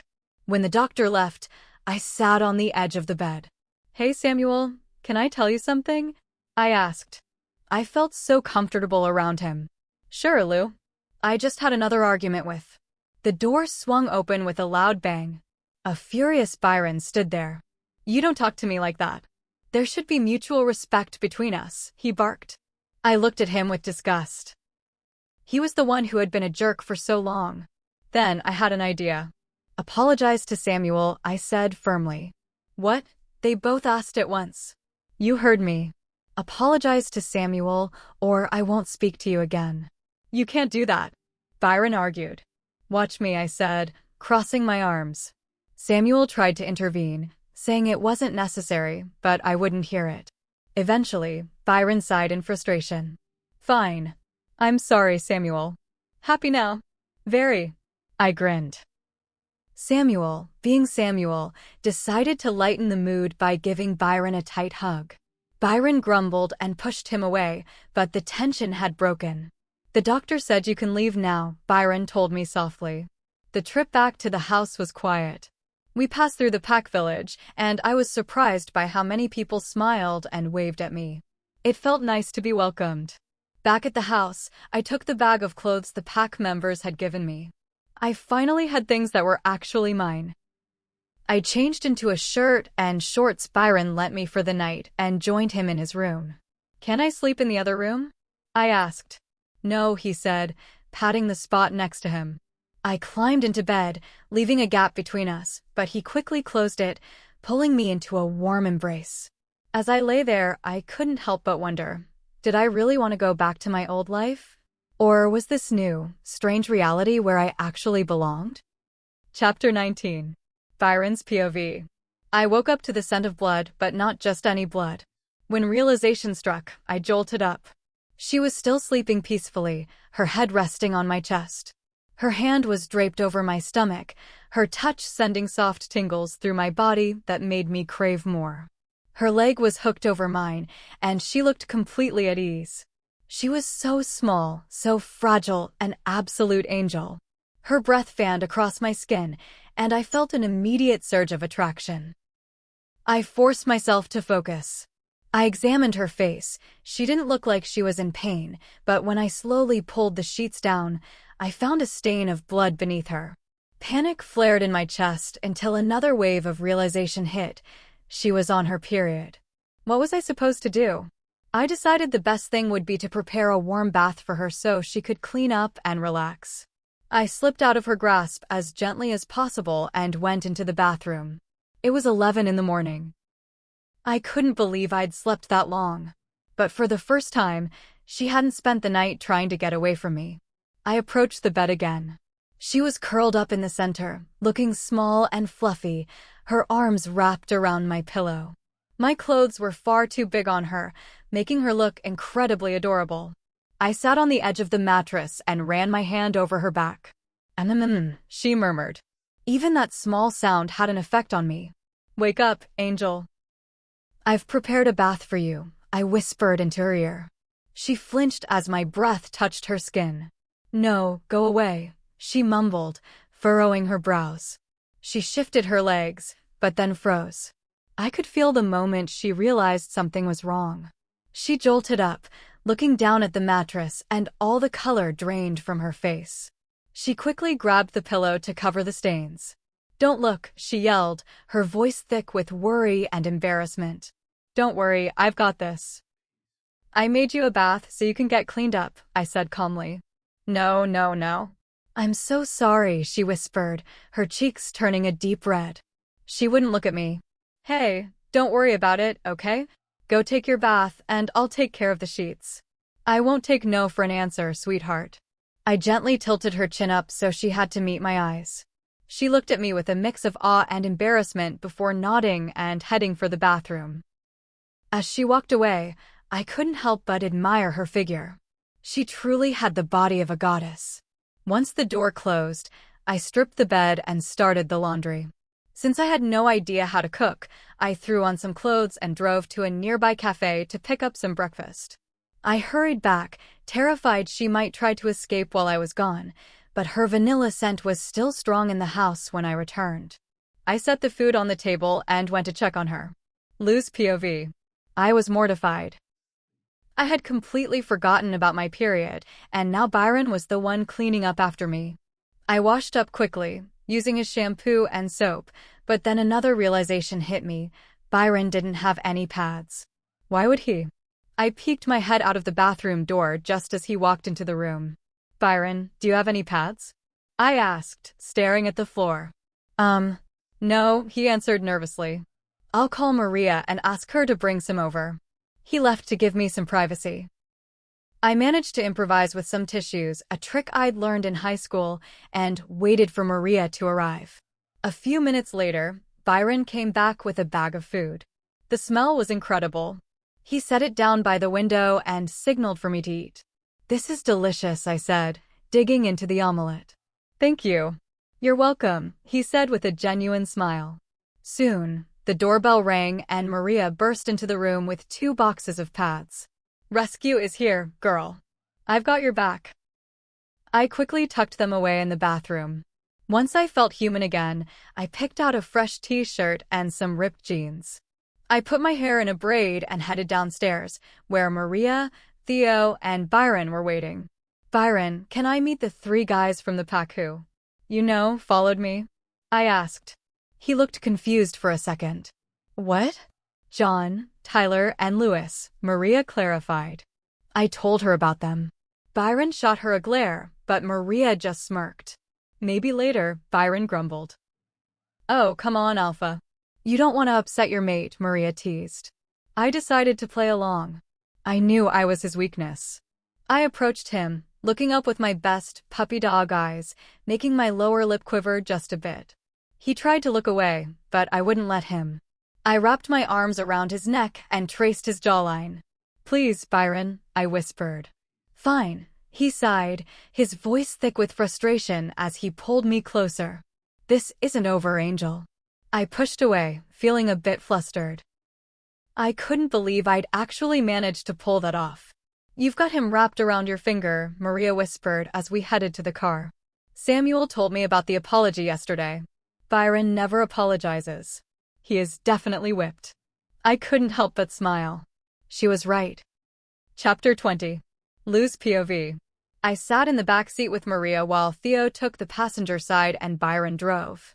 I really hoped this would go well. We soon arrived at the Pack Village. It wasn't just a cluster of houses, it was a full, thriving community. When the members noticed the car, they bowed respectfully to Byron and me. I just smiled and waved through the window, feeling a strange mix of excitement and nerves. It was the first time an entire community had saluted me like that. These people seemed so kind. It was hard to reconcile that with Byron being their leader. He felt so different in this setting. We stopped in front of the Pack House, a massive building that looked more like a grand hotel. Byron and Theo opened the doors for us, and we followed them inside.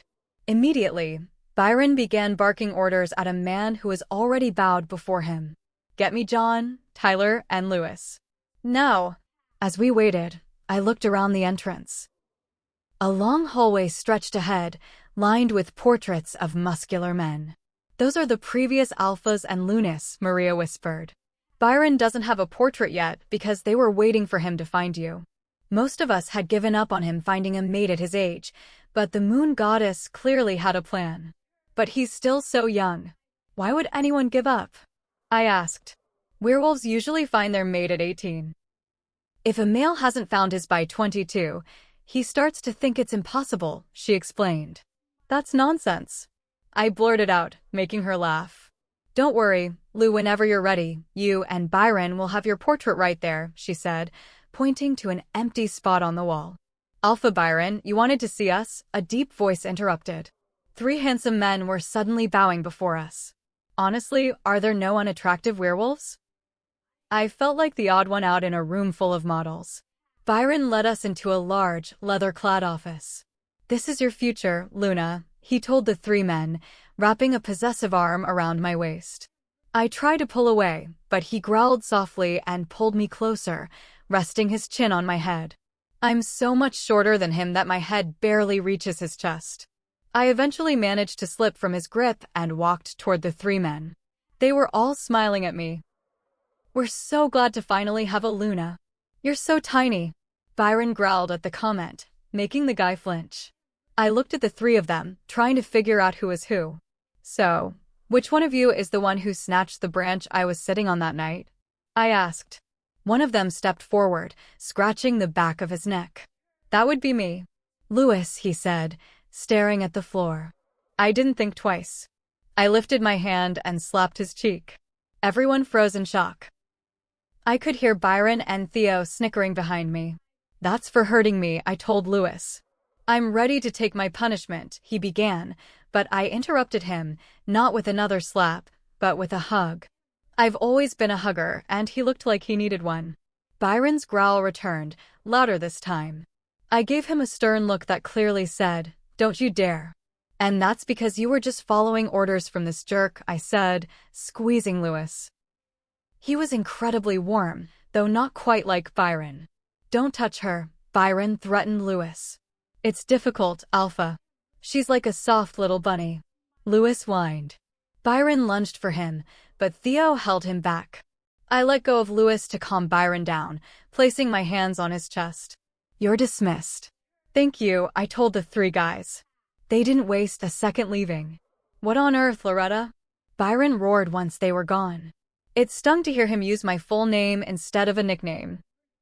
I saw the hurt in his eyes and felt a wave of guilt. "I'm sorry, but I felt bad after I slapped him." Why slap him at all then? He was right. I was being impulsive and stupid. I don't think before I act, and I always end up regretting it. But I was stubborn, and Byron's yelling made me defensive. "I thought you liked the slap. Weren't you pleased?" I yelled back. "I was, until you hugged him. You're mine." He was so possessive and jealous. It made me realize how complex this all was. I wanted loyalty and respect, but I wasn't used to either, and I didn't know how to handle it. I felt like we were just constantly clashing. "Thanks for everything, but I'm out of here," I mumbled, and for the 1000th time I ran. I made it to the woods before Byron predictably caught me, pinning me to the ground as I sobbed. Maria and Theo caught up, but Byron sent them back to the village. "Talk to me, Loretta," he whispered, his voice cracking. "It kills me to see you like this. If you really don't want this, if you hate it that much, you can reject me. I just don't want you to be in pain anymore." He helped me up, but he wouldn't look at me. He looked miserable, and I realized I was the cause. Did I want to reject him? No, but I didn't know how to say that. I stayed silent the whole way back to the car. When we got back to the house, Samuel was there. "What's with the long faces?" he asked. "Did someone die?" "It's nothing," I whispered. Well, I was heading to the store. "Does anyone want to come?" "Yes," I said, relieved for the distraction and the chance to buy the supplies I needed. "We need some things too," Maria added, shooting Theo a look. "Fine. I'll drive," Byron said quietly. He still wasn't looking at me, and strangely, I found myself craving his attention. Chapter 21. Lou's POV. Samuel, Maria, and I sat in the back seat while Theo and Byron were in the front. "So, guys, what do you call a sheep with no legs?" "Huh? A sheep with no legs?" Samuel was trying so hard to hold back his laughter that his face was turning a dangerous shade of red. "No one knows, Samuel." "Enlighten us," Maria sighed, wanting to move on. "A cloud." He erupted in a fit of laughter. The joke wasn't funny, but his laugh was infectious. Maria and I couldn't help but join in. "Samuel, you moron, can't you be quiet?" Theo muttered, clearly annoyed, but Maria immediately silenced him with a swat to the back of the head. "We're here," Byron interrupted, pulling into a parking lot. This definitely wasn't my town. If I tried to run away here, I'd be completely lost. I decided to stick with the group for the night. We entered the supermarket in silence. Byron, Theo, and Maria looked like a squad of action heroes, all tall, fit, and intimidatingly attractive. While Samuel and I trailed behind, cracking jokes. Byron grabbed a cart and began navigating the aisles. I went straight for the feminine hygiene section and tossed 5 boxes of pads into the cart without looking at him. He stared at them for a moment, shrugged, and kept moving. My cheeks were burning, but I moved on to the shampoo. I grabbed women's shampoo and conditioner. I was done smelling like men's body wash. I eventually found Maria examining a dress. We spent some time browsing, and I gathered a pile of shirts, sweaters, pants, and pajamas. I also picked up a bottle of Midnight Mist, perfume, and some deodorant. While I was looking at a necklace tucked behind some bottles, I saw Samuel talking to a 7-year-old kid. "So, what do you say? Cart race?" the kid challenged. "Or are you scared of losing, Grandpa?" Me old? Please. I get all the ladies, Samuel retorted with a cocky smile. You know what, kid? It's on. I interjected, caught up in the competitive spirit. I gestured for Samuel to lift me into the cart. You're so going to lose. Byron's POV. Hey Alpha, where are Loretta and Samuel? Theo asked, looking around. Faster, Samuel, faster. Lou's scream echoed through the store as she and Samuel zoomed past us in a shopping cart, several security guards in hot pursuit. What on earth? Oh no, Maria gasped, covering her mouth. Theo just face-palmed. Maria, go pay for the stuff before we get kicked out, I ordered, pushing my cart toward her. Theo and I took off after the lunatics. Samuel, dunk. Lou screamed, tossing a bottle of Coke toward a security guard. Stop the cart now. I roared as they spotted me. Their faces went white, and they veered down another aisle. Byron, help us. Lou yelled as they sped toward the exit. All you're going to get is a punishment, young lady. I yelled, running after them. Samuel managed to maneuver the cart into the parking lot, with the security guards still behind him. I lunged for them, but Samuel hoisted Loretta out of the cart just before it shattered against a wall. They disappeared behind a truck while the guards called for backup. When I finally caught up to them at the car, I was fuming. What was that? A cart race, obviously, Samuel said. Do not start. I am seriously questioning my choice of third in command. I yelled. Samuel hadn't been this irresponsible until Lou arrived. Get in the car. Back seat. Away from the Luna, I ordered him. I didn't even get to buy my stuff, he mumbled. Theo and Maria arrived with the bags, and I had Loretta sit in the passenger seat. What was that about, Loretta? I asked, trying to keep my voice level. A kid challenged us, she explained quietly. He said we couldn't win, and we got caught up in it. Get in the car. I don't want to hear it, I said, my voice stern. Was I too harsh? She's only 17, still a child in many ways. I felt a pang of guilt as she sat in the car, staring at the floor. She is my mate, we are equals, yet I find myself losing my temper constantly. I dropped everyone off until it was just the two of us. She was staring out the window at the stars. I slowly reached over and intertwined my fingers with hers. She jumped slightly, but didn't pull away immediately. When she tried to retract her hand, I tightened my grip. I know she isn't ready. She hasn't accepted me yet, and she's confused. But I am willing to wait. Her hand felt perfect in mine. When we arrived home, she was asleep against the window. I lifted her in my arms, and she stirred slightly. Are we here? She muffled against my chest. Yes, baby girl, I whispered. I carried her upstairs and got her pajamas from the car. She dressed in the bathroom and climbed into bed. I pulled her close, burying my nose in her hair. You're mine, angel, I whispered. The scent of vanilla filled my senses as we both drifted off to sleep. Chapter 22. Lou's POV. I woke up from the heat of Byron's body engulfing mine. I wiggled out of his grip and tucked a pillow into his arms so he'd think he was still holding me. I headed to the bathroom, recalling yesterday's accident at the store, and made a note to put away all the stuff we'd bought. After freshening up, I began organizing my new clothes and undergarments in the closet, well, Byron's closet. Then I moved my toiletries, perfume, and deodorant into the bathroom. I went downstairs to make breakfast. I was craving waffles, and since Byron had a waffle maker and all the ingredients, I decided to go for it. Should I make him some? That would be sweet. He's sheltering you in his house, my inner voice reminded me. Yeah, because he won't let me go. I don't actually have a choice but to stay. Well, he takes good care of you and bought you all that stuff, it countered. Because he claims I'm his mate and wants me happy. For the love of God, he loves you, Lou. Does he? I can't possibly love him. He's so possessive and serious all the time. But he does make you feel safe, protected, and loved. Maybe. I decided to make him some waffles. As I was prepping the batter, humming a soft tune, I felt big, warm hands on my hips and a face buried in the crook of my neck. I shivered. Who else but Byron could make me feel so comfortable and flustered at the same time? I tried to pull away, but he trapped me against the cupboard. He started trailing kisses from my cheek to my neck. I didn't sign up for this. This is wrong. Byron, stop, I whispered, though it sounded more satisfied than I intended. His kisses were turning me on, and I couldn't believe it. It's not wrong when it feels right, he murmured. No, I have to finish breakfast, I said, trying to push his hands away, but he only held me tighter. I only want to eat one thing.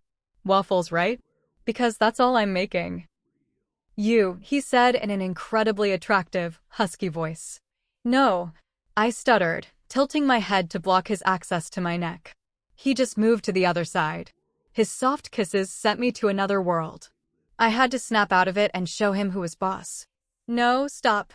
I raised my voice and felt something very firm pressing against me. I didn't want to think about what that was. I rushed past him, poured the batter into the machine, and sat on a kitchen stool, hoping he wouldn't follow. He sat on the stool next to me, looking sleepy and attractive in just his sweatpants. His hair was messy, and he was rubbing his eyes. So, what do you want to do today? He asked, looking at me with adoration. Shoot. I forgot. I have to call my family. I bolted toward his office, hoping my phone was still there. I searched the drawer where I'd found it before, but it was empty. What are you doing? Byron asked from the doorway. Where is my phone, Byron? I have to call them. I panicked. If they called the house and no one answered, it would be a catastrophe. How do I know you won't tell them about me? Or report me to the government? He asked sarcastically. They wouldn't believe me anyway, I replied. And they're far away. If it makes you feel better, stay with me while I talk to them. If I say anything I shouldn't, you can just hang up. Truthfully, I didn't want to expose his secret. He protected me, and I believed him when he said he wouldn't hurt me. Of course I'm staying. I'm not leaving your side, Angel. Suddenly, I smelled something burning. Oh no, the waffles. I screamed, racing downstairs. They were ruined. Can this day get any worse? I muttered. I ended up making us both bowls of cereal. Later, I changed into a maroon t-shirt, black leggings, and my new white Converse. At 1 p.m., we were waiting for the others to arrive. Byron, my phone. Please, I said, holding out my hand. He sighed and led me back to the office. He lifted a loose floorboard, revealing my phone. You've got to be kidding me, I said, snatching it. I sat on the couch, and he sat right next to me, pulling me onto his lap. I tried to move, but he held me firm, nuzzling my neck. I dialed my brother Rich's number. Hey, Rich. How have you been? I should be asking you, Lou. Is your boring life any more exciting without me? Actually, how is Dad? I asked. I missed him so much. Rich passed the phone over. Byron's POV. As Loretta spoke to her father, the doorbell rang. Theo, Maria, and Samuel must have arrived. Lou was clearly enjoying the conversation. She really missed her family. I felt a wave of possessiveness and affection watching her. I am completely in love with the girl on my lap. I don't just want her. I want a future with her, a home, a family, everything. She is mine, and I will do whatever it takes to make her happy. I'll go get the door, sweetheart, I whispered, kissing her neck before setting her on the couch. I walked downstairs to open the front door, but the moment I did, I regretted it. Theo, Maria, and Samuel weren't the ones standing there. Oh, great. Chapter 23. Lou's POV. All right, see you soon, Dad. I love you. Bye, I said before hanging up. God, I really miss them so much. Byron has left me for about 10 minutes now, and he hasn't come up yet. I heard some noise coming from downstairs. Theo, Maria, and Samuel probably arrived by now. I headed downstairs to where all the noise and shuffling came. Leave this house immediately, Byron shouted. Could he be shouting at Samuel? What else is new? Oh, but it's just getting better. In fact, she's right behind the wall listening to us, baby. A very feminine voice answered. Maria's voice was nothing like that. This girl's voice was an annoying, high-pitched squeak, while Maria's was more calm yet stronger. Is she calling Byron baby, though? And was she talking about me? Well, you're behind the wall listening to their conversation, and there's no one other than you in this house, so yes, she is talking about you. Oh, come out, little human, we know you're listening to us. The voice said again, but this time in a sing-song tone. At her words, I stepped out of my hiding place and headed downstairs to see a gorgeous blonde girl with blue eyes. It actually was kind of stereotypical. The girl was tall enough to tower over me. What happened to all the short people in here? Were they all kicked out of the pack? She had voluminous golden hair and ocean blue eyes. Her eyebrows were perfect. Mine would look like two bushes compared to hers. Her lashes were stunningly curled and long. She had high cheekbones stained with a tinge of pink. Her lips were pink and plump, and her teeth, oh God, her teeth were pearly white and perfectly lined. This girl was stunning. Here you go, little human. Well, babe, any explanations? I know you miss me, but really, couldn't you find better? She said, giving Byron a smile while placing her hands around his neck in a suggestive way, but he swiftly removed them and stood by my side. What does she mean by that? What is she talking about? She's not a distraction, he said while placing his hand on the end of my back and pushing me closer to his chest. Actually, Becky, Loretta here is your Luna. And I order you to treat her with respect, he said rather calmly this time, with a glint of amusement in his eyes. Loretta is my mate, and what happened between us was nothing, Becky. You were the distraction, not her. I was seeing other people, and that was a mistake, but I was waiting for her impatiently. I know that I want her, and I'm gonna be with her forever, he said very huskily as he leaned into the crook of my neck and started kissing me gently. My cheeks started to heat up, and I knew I was red now. But it felt good, seeing the jealousy in Becky. I always wanted to see her humbled, but also Byron. Either way, now it was her time to feel vulnerable and unloved. He told her that she was a distraction. It was crystal clear. Face it, if you weren't mates, you'd never notice her, never choose her more precisely.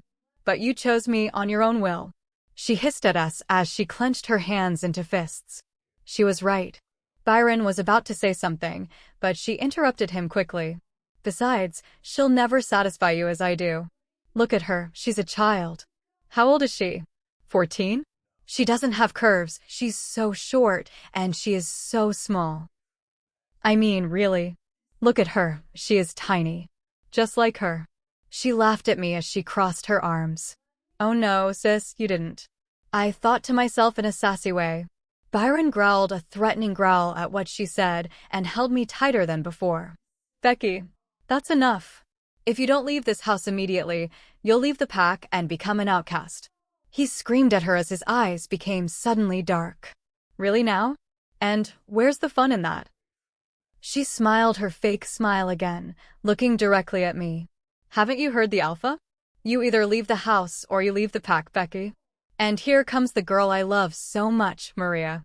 Her name rolled out of her tongue like it was poison as she stood there leaning on the door frame, eyeing that girl, while Samuel and Theo were right behind, with a grin on their faces. Maria Reynolds, it's nice to see you again. She smiled her fake smile as she turned around to face her. I see you came back from your little trip. Isn't it a bit early, though? I figured I'd come early since some people here missed me, she answered, turning to look at Byron and giving him a smile showing her pearly white teeth. I'd love to wipe that smile off her face. Oh, but me too, Lou, me too. But no one missed you, Becky. Really. We were actually celebrating your departure, Maria said smugly with a huge smirk on her face, while Samuel started cheering at her response. Becky, that's enough. If you don't leave this house right now, you are leaving the pack. And believe me, I won't hesitate to remove you if I find you near my territory. Byron screamed in a dangerous, threatening voice, which made me flinch at his words. Becky laughed a little bit until she huffed and turned around, facing the door.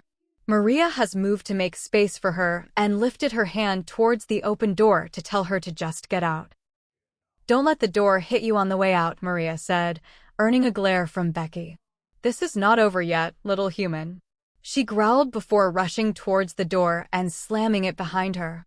Tell Byron to kick her out of the pack. He is devoted to you, Lou. He'll do it. Do I really want this? Well, of course. Unless you want to make her even more jealous and flirt with Byron. Yeah, right? Like I had the courage to do so. Remember, you're stronger than she'll ever be, and besides, that man behind you is head over heels for you. You can influence him easily, just like you did before.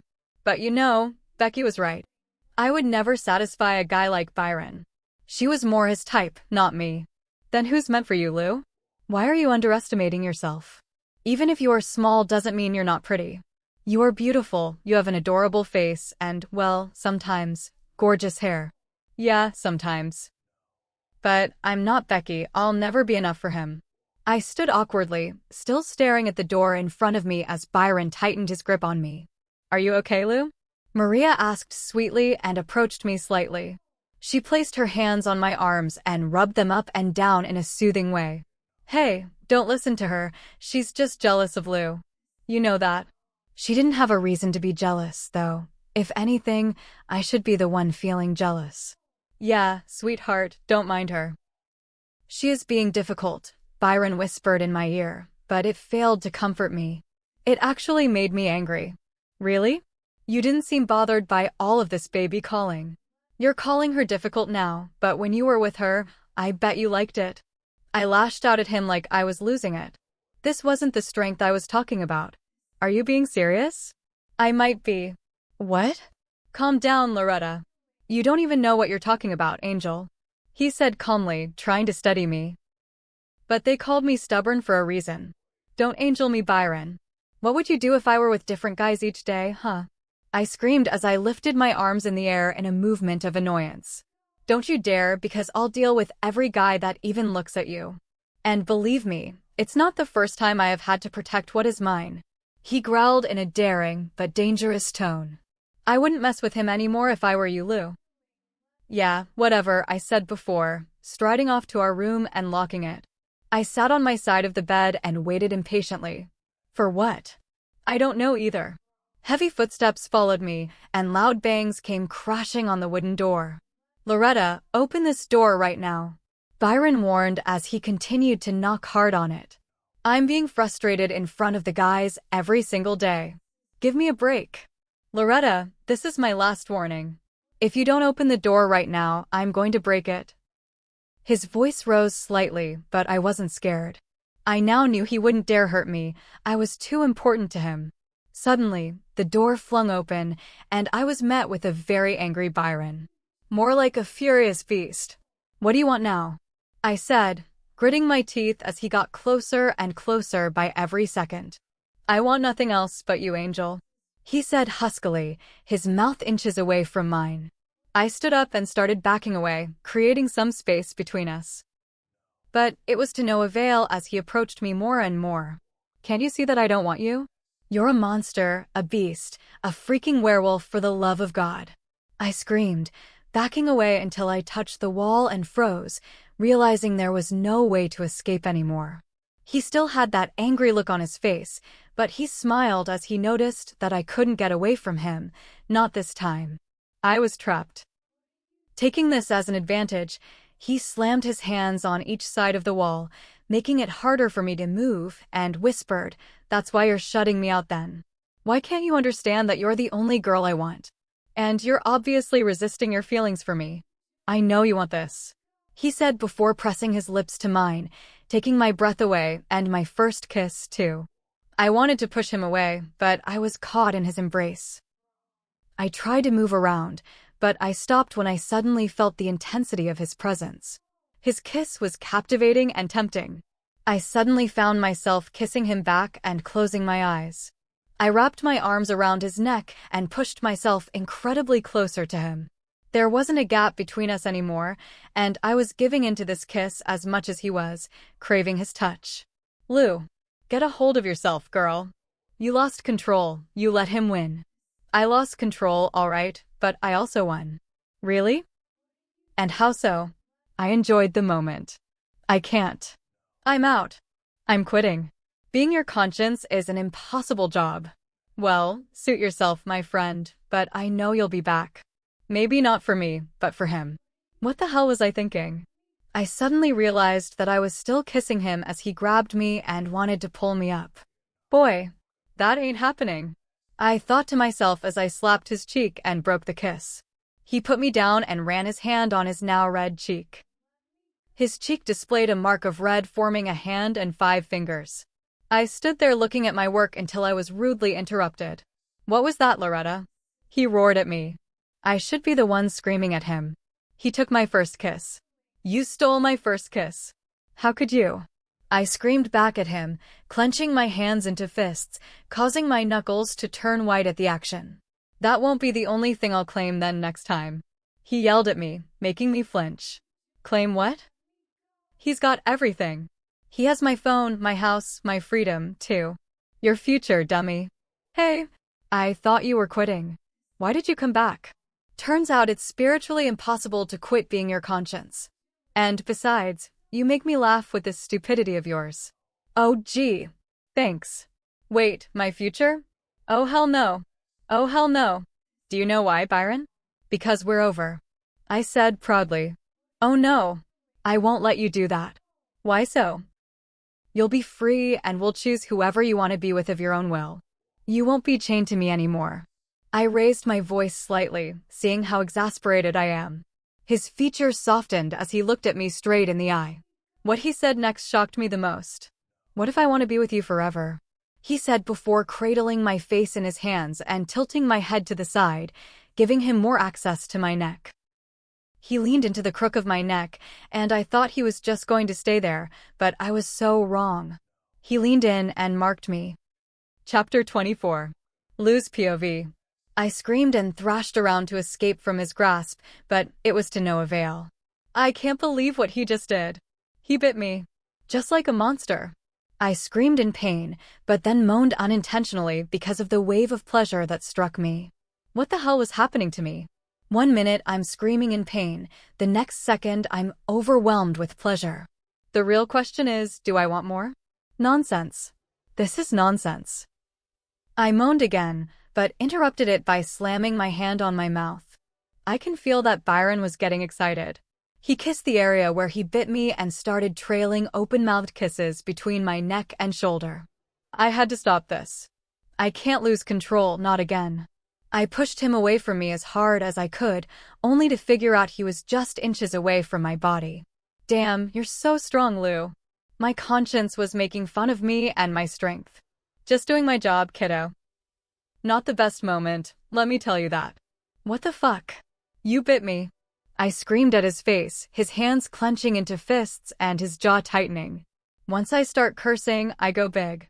I'd rather ruin that man's useless life than act like a lady. "You're mine. Now everyone will know that." He yelled back as he smirked and stared at the mark. "Yeah, no shit. Everyone will think I was attacked by the monster in front of me. It hurt me, you idiot." I yelled, lifting my hand to touch it, but I immediately hissed at the contact and removed my hand from it. "It definitely didn't hurt you. You enjoyed it, don't deny it." He whispered the last part and caressed my cheek with his hand. "Don't shut your feelings, Loretta. I know you're resisting." He whispered again, cradling my face between his big hands and leaning his face closer. I looked at his beautiful green eyes, imagining all the beauty of the world, seeing the calm ocean being held in those eyes. "You're getting lost in them, Lou, wake up. He wants to kiss you." "Oh, not again. Not on my watch. Don't you touch me." I hissed. I freed my face from his hold and scolded him. "Why did you bite me like the animal that you are?"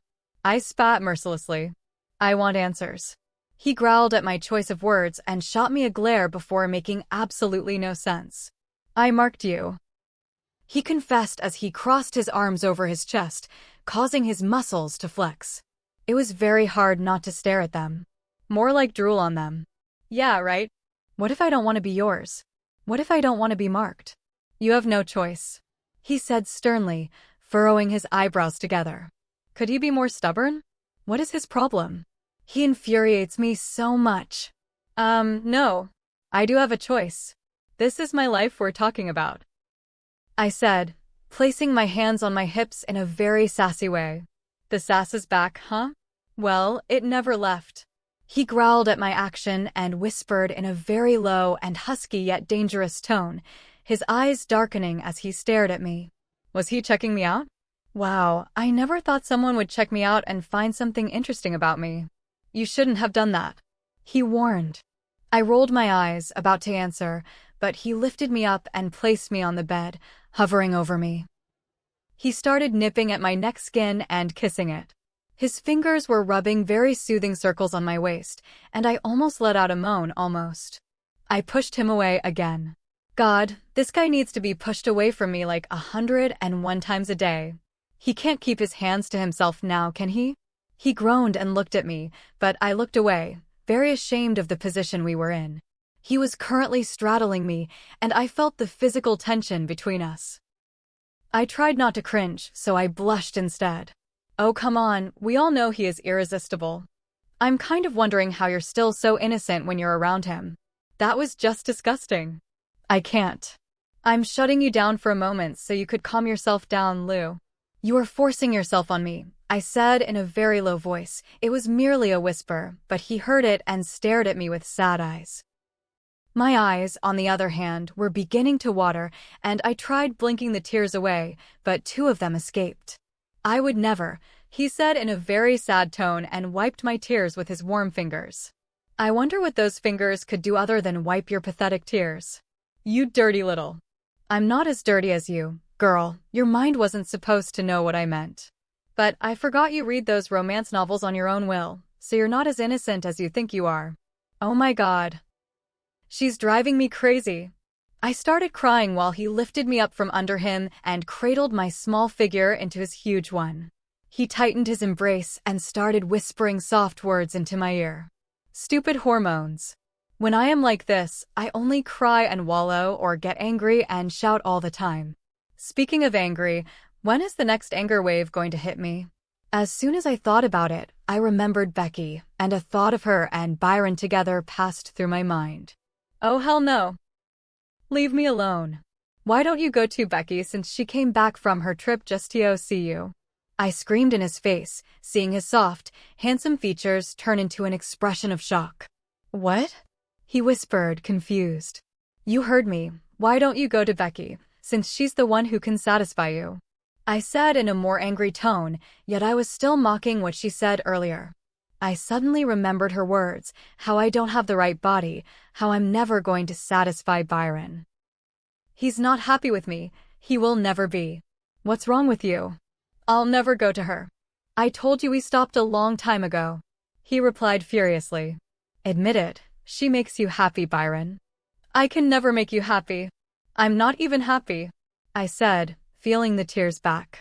What the fuck, Loretta? She is nothing to me, okay? I loathe her, but I know one thing, it's that I love you. You're the only one for me. I don't want anyone except you, my angel. He said the last part in a calmer tone, his eyes held sincerity and honesty. But if I ask him this question, will he answer it the way I want it? Why? I asked simply as he looked in my now watery eyes. He opened his mouth but shut it, then opened it again, but nothing came out of it. That's what I thought, I whispered. Feeling his gaze on me, I screamed and yelled. Leave me alone, leave me. Please. I said the last word while giving up and accepted all the tears that slid down my cheeks. I need to be alone for a minute. He soon got up and headed for the door, but before he opened it, he made sure to let me know something. I'm not good with words, I never have been, and probably never will be. But what I'm sure of is that I love you for so many reasons, Loretta. I just need some time to learn how to express my feelings, he said before walking out the door and shutting it behind him. That's not a reason, it's an excuse.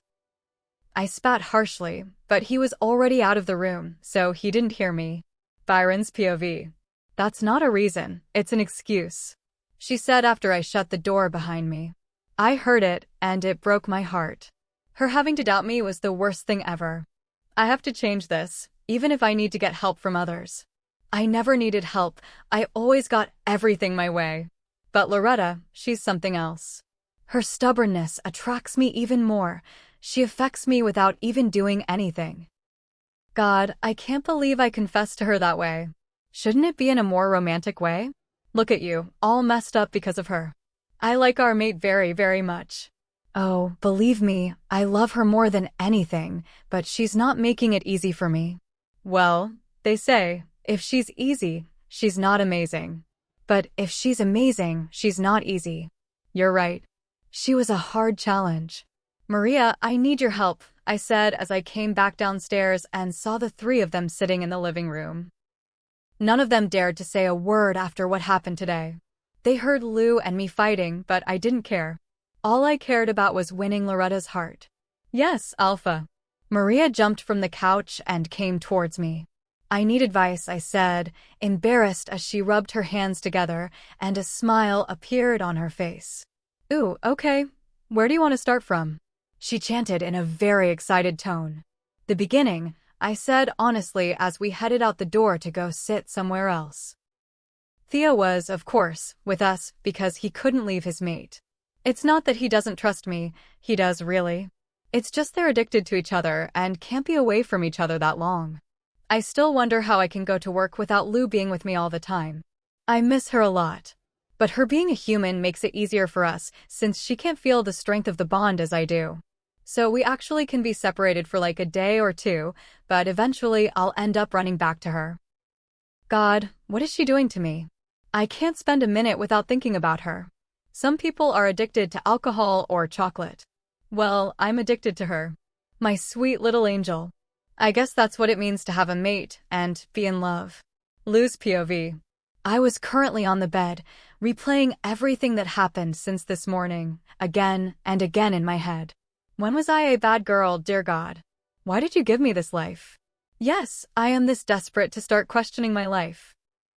I was happily wallowing in my mess and misery until a soft knock came on the door, followed by a sweet voice too. He never ceased to cheer me up. Can I come in, Lou? Samuel asked softly. I don't have a reason not allow you to, so yeah, you can come in, I answered. Forgetting about everything right now might be a good idea. Maybe a good cure for your insanity, too, Lou. Oh, that's just so sweet of you. He opened the door and shut it behind him. Samuel came closer and sat on the bed next to my legs and looked me straight in the eyes, waiting for me to start a conversation. Who do you think of when the word perfect is mentioned? I blurted out without any hesitation. If I wanted to be perfect, I had to ask the male population about their thoughts on the perfect girl. Seriously, how are you doing, Lou? He asked as he placed his thumb and index finger on each side of his nose between his eyes. A smile cracked up on his face when I chuckled. Answer my question, please. You, he said and looked at me with a small smile on his lips. You have to be joking, Samuel. I'm nothing near perfect. In fact, I'm quite the opposite. Well, you know, no one is perfect, but you're the closest thing to it, actually. Really? And how so? You heard Becky. He can't be serious, can he? Forget her. You're the most sane person I've ever met. You understand everyone, you're selfless, helpful, full of kindness, and you're polite. So what about you? Who, in your opinion, is perfect for you? I would probably say Theo, I said calmly, hiding my blush, because of what he said a second ago about me. Theo? Why? Because he's the sanest person I ever met. He's so calm and caring for his girl. He's really loyal too.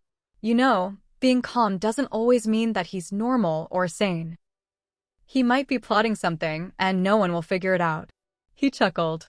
All right then, Maria. Oh, for goodness sake, be serious, Lou. Maria? Really?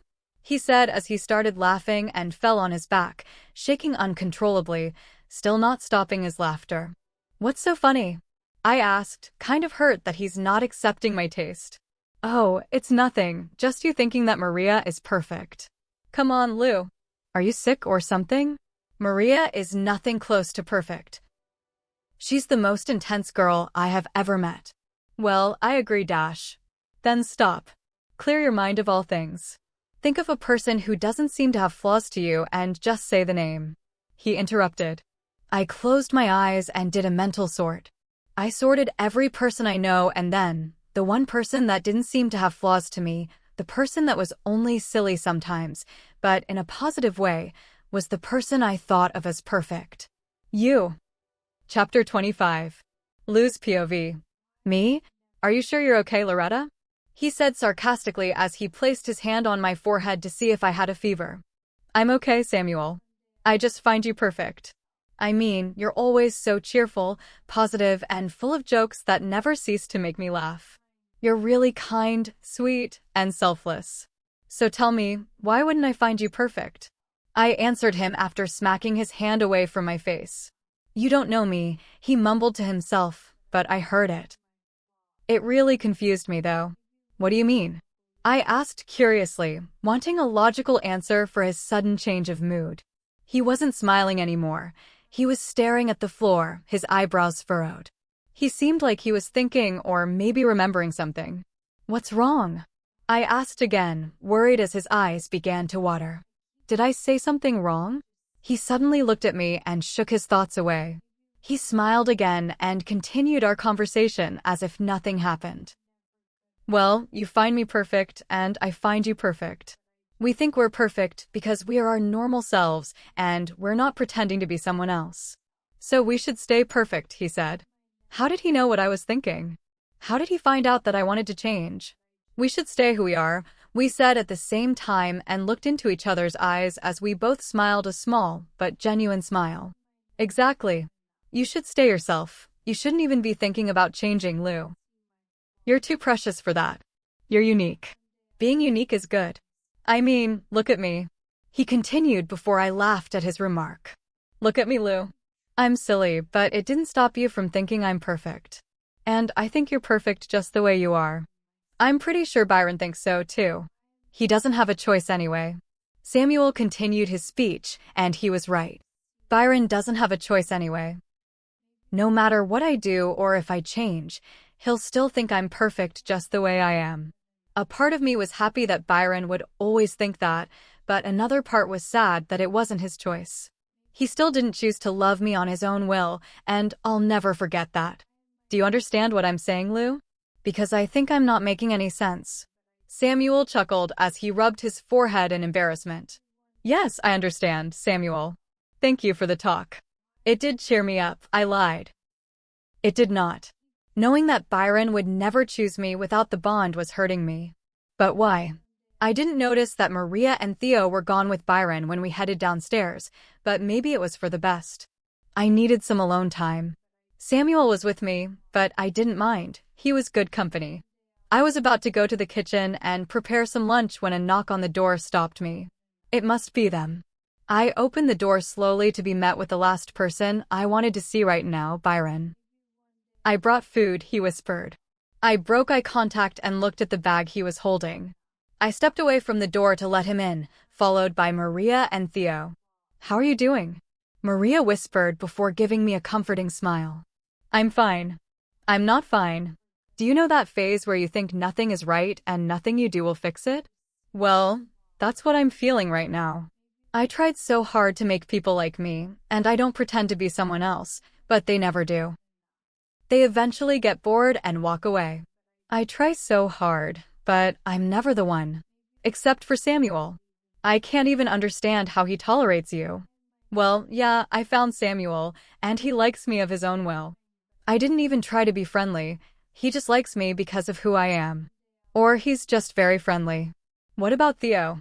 Theo doesn't talk much, but he tolerates me too. There's also Maria. She's the sister I never had. All this time, I've been thinking that something was wrong with me, that I was a person everyone hates. Turns out it was the people around me that needed to be changed, not me. I stopped being around my old friends, and I've never been happier. Nothing is wrong with me, it was them all along. But there's still Becky. Oh yeah, I forgot. It was too good to be true. Come on, Lou, close the door, Maria said softly from behind me as Byron placed the bags on the table before looking at me worriedly. Theo just sat on the couch next to Samuel and looked at me strangely, like he knew what I was thinking. I didn't realize I was staring at the woods until she told me to close the door. I placed my hands on the wooden door, not able to look at anyone as I took a deep breath. I'm a weak girl who just wants attention. Do I really want attention? No, all I want is my life back, my family to be by my side. A hand on my shoulder cut through my thoughts and sent a chill through me. I jumped a little since I wasn't focused, until his soft voice calmed me down. Come on, Lou, we're gonna eat, Samuel said softly, heading to the table. I noticed that everyone was seated there waiting for me. I nodded at Samuel and made my way to the table. My place was beside Byron, unfortunately. I was pretty messed up today. I was daydreaming about my life before I met him, before he changed it completely. We ate in silence, but I didn't care. I wasn't very hungry. My appetite was gone because of the previous events. I was currently leaning my head on my hand as I ate slowly. Maria looked at me worriedly, but her expression soon turned into amusement as she looked at Samuel and then at Byron. I looked up from my plate and studied every facial expression. Samuel and Maria were snickering while looking between me and Theo, who was enjoying his food. Last but not least, Byron was looking at me with a very strange and determined expression. He kept staring at me as I ate. He got up immediately, surprising us, and rushed upstairs. Maria and Samuel's laughter interrupted the silence. "What's wrong?" I asked them both, but neither of them answered, as they were busy laughing for no reason. "Did he choke?" I asked again, worried. "You're the one who is going to be in trouble tonight," Maria joked as she and Samuel exploded in laughter again. "What does she mean?" "Oh, come on, guys. Do you have to make everything like that?" I was trying to eat. Theo huffed while rolling his eyes. He then pushed his plate away. "Look who's talking. You were the same when you first found your mate." Samuel snorted as Theo looked embarrassed. I was not. He tried to defend himself, but it was obvious to Samuel and Maria. I didn't even know what they were talking about. You were always watching her, always affected by every move she made. For goodness sake, you were so flustered when she was getting scolded by her mother. Samuel laughed, seeing the color drain from Theo's face. "He did?" Maria asked in shock. "You're not so innocent, Maria. You were the same." Samuel retorted, earning a glare from Maria. "Yeah, Maria, you were the same." Theo huffed with a mischievous smile. "Say one more word, and you're in trouble tonight," she warned him, shutting him up. "Guess who's getting along tonight and who's going to wallow instead?" "No, don't you dare, Lou. You guys, too much information," Samuel commented, scrunching up his nose in disgust, which I was doing too. "You started it, Samuel." Maria laughed at him as she continued eating. "Will Byron be fine?" I asked, forgetting about the conversation from a second ago. "Oh, Lou, he's more than fine. But I advise you to be careful tonight." Maria mumbled the last part, but I heard it. "What the hell?" She started laughing, obviously realizing I heard her. "Why would he do that?" I sighed in fear. "You're so innocent, Lou, aren't you?" Samuel said, throwing his hands up. "He was very affected while he saw you eating." "He's probably trying to calm down right now," she answered as she laughed again, while I cringed. That is the most uncomfortable thing ever. We soon finished eating. Maria and I did the dishes while Samuel and Theo discussed the pack business. Byron was still upstairs. I was worried about him. Why was he taking so long? But the question is, why did I care so much? After we were done cleaning up, we joined the guys. Maria sat next to Theo as he wrapped his arm around her and kissed her forehead, and I sat on the sofa while Samuel was in the middle. "So, how did you two meet?" I asked curiously. "It's a long story," Theo replied with a smile. "I've got all the time," I answered him. He chuckled before beginning his story. "As you can see, I wasn't originally from this pack. I was from the neighboring pack, the Silver Moon pack. My father was the beta, and I was soon to become one. Our alpha was going to visit the Red Crescent for a meeting with Alpha Byron, and my father took me along. Little did he know I'd find more than a friend," he said while staring at Maria. "These two are just so perfect for each other." I arrived at the pack and everyone welcomed us. When I arrived, I was met with the most beautiful person in this entire world. "I still think you're confused. You're obviously not talking about her, are you?" Samuel snorted, earning a glare from Maria. "No, I'm talking about Maria." Theo grinned as he kissed her. Samuel had a very hurt expression on his face. I should say it was a good comeback. "Ouch, man. Anyway, I still think you deserve better," he snorted, rubbing his forehead. "Does Samuel have a death wish?" "Don't listen to him, guys. You're perfect for each other." I smiled. "What are you doing, Lou?" Samuel whispered, obviously annoyed. Saving you. Now shut up and listen, I said back. Yeah, whatever, you're just jealous you didn't find a mate yet, Maria joked, making Theo laugh. As I was saying before being interrupted. I was 20 when I found her, she was 18, and guess what she was doing? Training? I guessed, not sure of my answer. I had no idea. She was yelling at a poor guy, and that guy was me, Samuel said as he crossed his arms in a fake angry way. We heard a chuckle from up the stairs. I looked up and locked eyes with Byron. So he finally decided to show up. Chapter 26. Lou's POV. We all turned our heads to face a grinning Byron. That's a cute story you got there, but it's going to be for another time. It's getting late, he said firmly. With that, Maria, Theo, and Samuel got up to leave. What the hell? No, I don't want them to leave. It's still early, I said, getting up in protest. I just hoped he would let them stay for an hour or two. It's okay, Lou. We're going to see you tomorrow, don't worry. Oh, and one more thing. Run away, make sure the coast's clear, the Alpha's near, Samuel whispered in my ear in a sing-song tone. What did he mean? Since when did he sing that? What's that supposed to mean? I voiced my thoughts. Nothing, he said innocently, a grin forming on his lips. Before I could question it again, he turned around and walked out. Protect your heart, Lou. Be aware tonight. Maria whispered and smiled mischievously at me. Judging from Theo's expression, I wasn't the only one who heard. Again, what does she mean? You have a boyfriend waiting to spend time with you, and last time I checked, he wasn't so calm when you were eating earlier. Oh my God. As soon as they left, I turned to face the satisfaction plastered on Byron's face. You're not going to do anything to me, I stuttered, fear lacing my voice. He's a werewolf. He's much stronger. His expression turned into one of worry and disappointment. I thought I told you I'm never going to hurt you, Loretta. His voice was soft and deep, filled with honesty. As much as I tried to keep my guard up, I just couldn't. He meant what he said. I want to show you something, he said calmly, stretching his hand out. I brushed it off confidently. Fine then, let me guide you, Byron continued. He started walking behind the stairs where there was an empty room.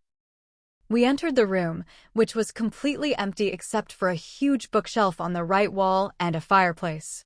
I had visited this room once before. The books were all about werewolves and sci-fi. At the time, I just thought it was his hobby. What do you want to show me? I asked curiously. If you want to know more about us, you have all the books in here, he said, pointing at the bookcase. Whenever I have a question, I'll just ask you. It's much easier, I snapped. He shot me a glare. All right, but if you want to read anything else, he approached the stony fireplace and pushed on one of the rocks.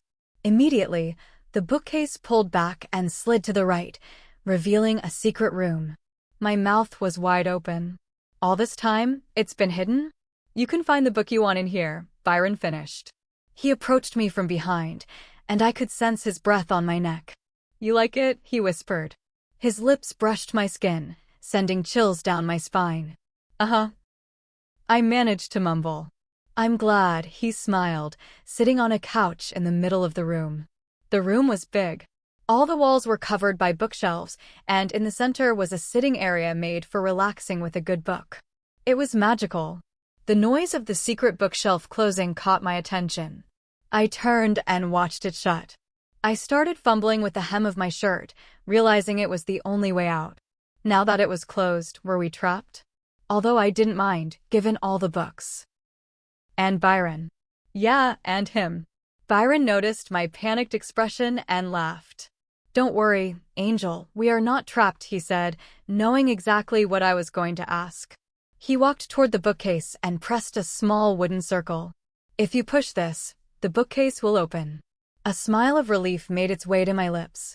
Consider this library for you, my love, he whispered before disappearing behind the closing bookcase. Was he serious? I feel like Belle in Beauty and the Beast. Funny, because you're literally living with a beast. Many thanks to my reassuring conscience. I examined the bookcases. So many genres. Would it be too cliché if my favorite was romance? I picked up a rusty old book with a brown cover and no title. I opened it and read the title, Pirate Spirit. Well, guess who's going on an adventure? I loved pirates. And I've always wanted to be a mermaid. Every girl's dream. I took the book to the couch and started reading, immediately engrossed. By the time I reached the middle of the story, I heard the bookcase open. Are you kidding me? I heard Byron whine as he approached. I didn't answer, still focused. It's 2 in the morning, Lou, he continued, sitting next to me and placing my legs on his lap. I didn't react. Was it seriously 2 in the morning? Noticing I wasn't giving him attention, he moved me so my back was against his chest. He buried his face in my neck. Still no reaction. Then he wrapped his arms around my waist and started pulling my shirt up slightly. I froze, my cheeks burning. I realized the physical tension was high. Loretta, he whispered exasperatedly. He pulled my shirt up until I placed my hand on his and pulled it back down. If you don't come to bed right now, you'll regret it, he whispered huskily. Say no more. I jumped out of his grasp and opened the bookcase. He was incredibly close to me. Why did I feel intimidated but safe at the same time? I ran toward the bedroom, book in hand. Byron took his time. I changed into my pajamas and noticed the bed was a mess, like someone had already been in it. I checked the clock. It really was 2 in the morning. Byron got into bed, his chest bare. Come, he said, patting the mattress.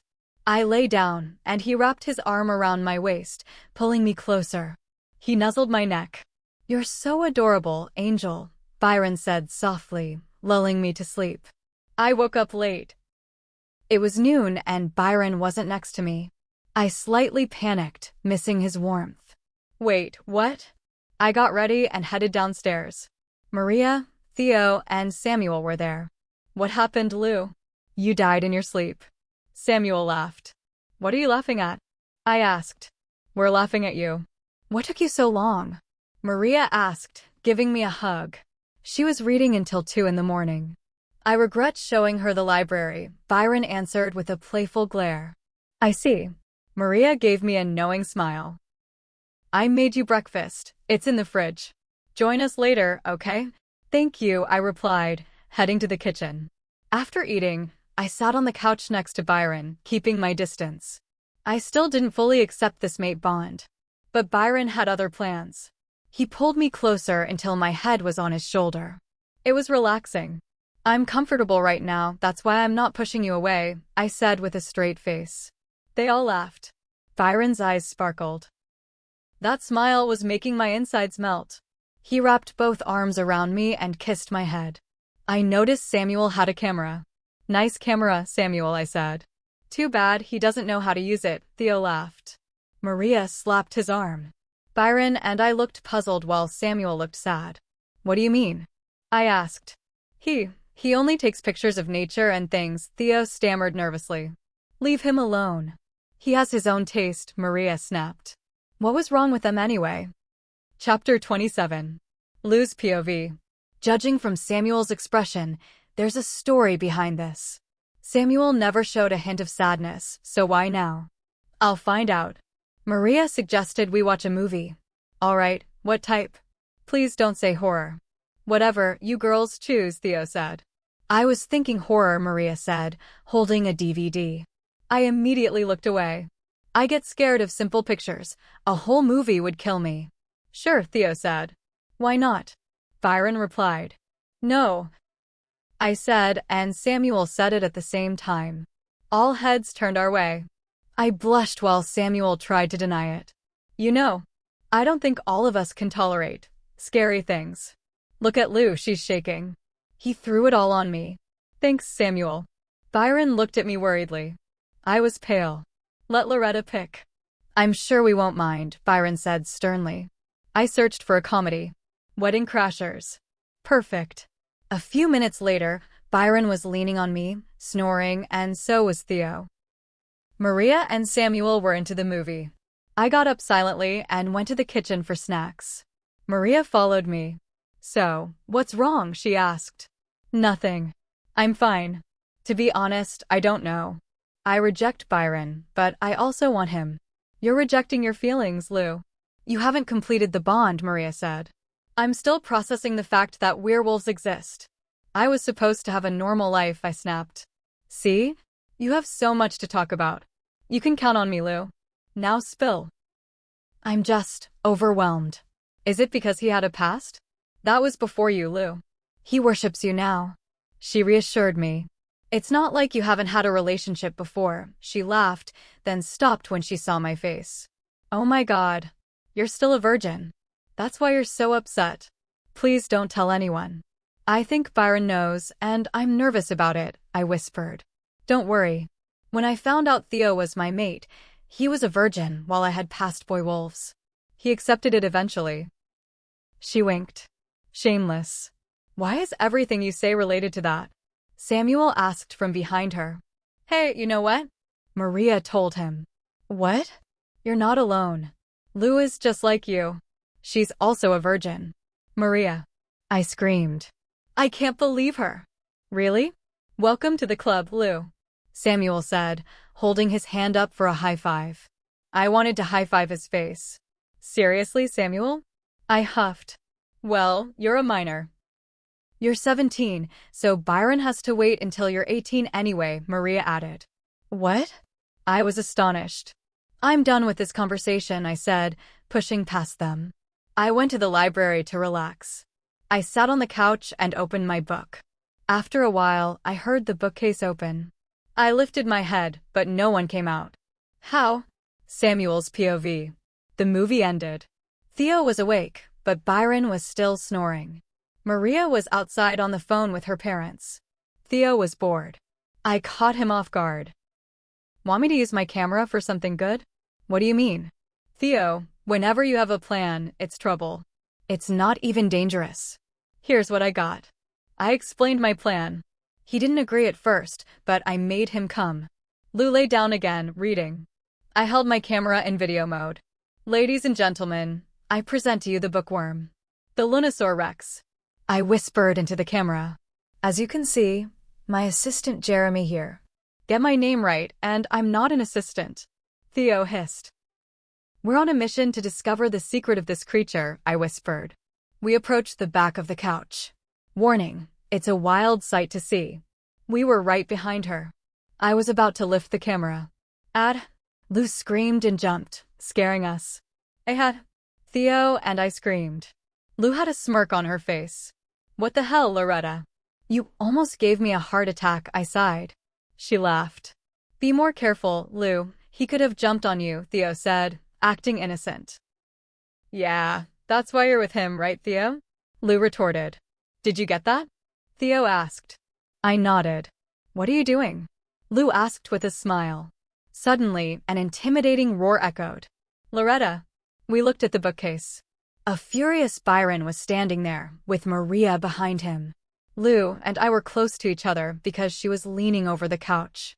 It looked suspicious. Run away, make sure the coast's clear. The Alpha's near, I began singing, walking backward. Run, Lou, he looks mad, I whispered. All color drained from her face. Chapter 28. Lou's POV. Out now, Byron growled. Everyone started leaving, including me. I was right behind Samuel when Byron caught my arm and pulled me back. Everyone out except you, he whispered. His voice was hoarse and his eyes were intense. What's wrong? Why are they leaving? I asked as they left the library, and the bookcase closed behind them. Byron didn't want to answer. What were you doing? He asked dangerously. Reading, I stuttered. I hoped he hadn't seen how close Samuel and I were. With Samuel? He barked, holding my arm tightly. No, he just came and asked what I was reading. I lied. I couldn't tell him Samuel was making a video, calling me names. You're a bad liar, he groaned, gritting his teeth. All right. So what? He was having fun, and I wanted to join him, but you interrupted us. I said sassily. It was his fault we weren't having fun anymore. That's IT. I'm going to make him regret it. He yelled and tightened his grip, making me wince. What did he do? I screamed back, astonished by his mood swing. Seriously, what did Samuel do this time? He roared loudly but didn't answer. I thought the glass in the room might break. You're unbelievable. He was just playing. He doesn't need to play with you, he snapped. Why? No one else is having fun with him. He's lonely. I yelled, tears threatening to fall. Byron saw my watery eyes, and his expression softened. I felt protective of Samuel. He reminds me of my brother, and he has so much free time since he hasn't found a mate. Fine. I'll make him delete the video, and everything will be solved, all right. Can you at least tell him to make a copy before deleting it? I'd like to have it, I mumbled. He just nodded and stormed out, probably to go after Samuel. That poor guy. But that wasn't the actual problem. Why was it so hot? I got out of the library and still felt flushed. I headed to the kitchen and drank a big glass of cold water. I sighed, but I still felt hotter than before. Could I be sick? I went outside for fresh air, but nothing changed. My body started to hurt, and every movement made it worse. What is wrong with me? I started to panic. I hurried inside to the bedroom and lay down.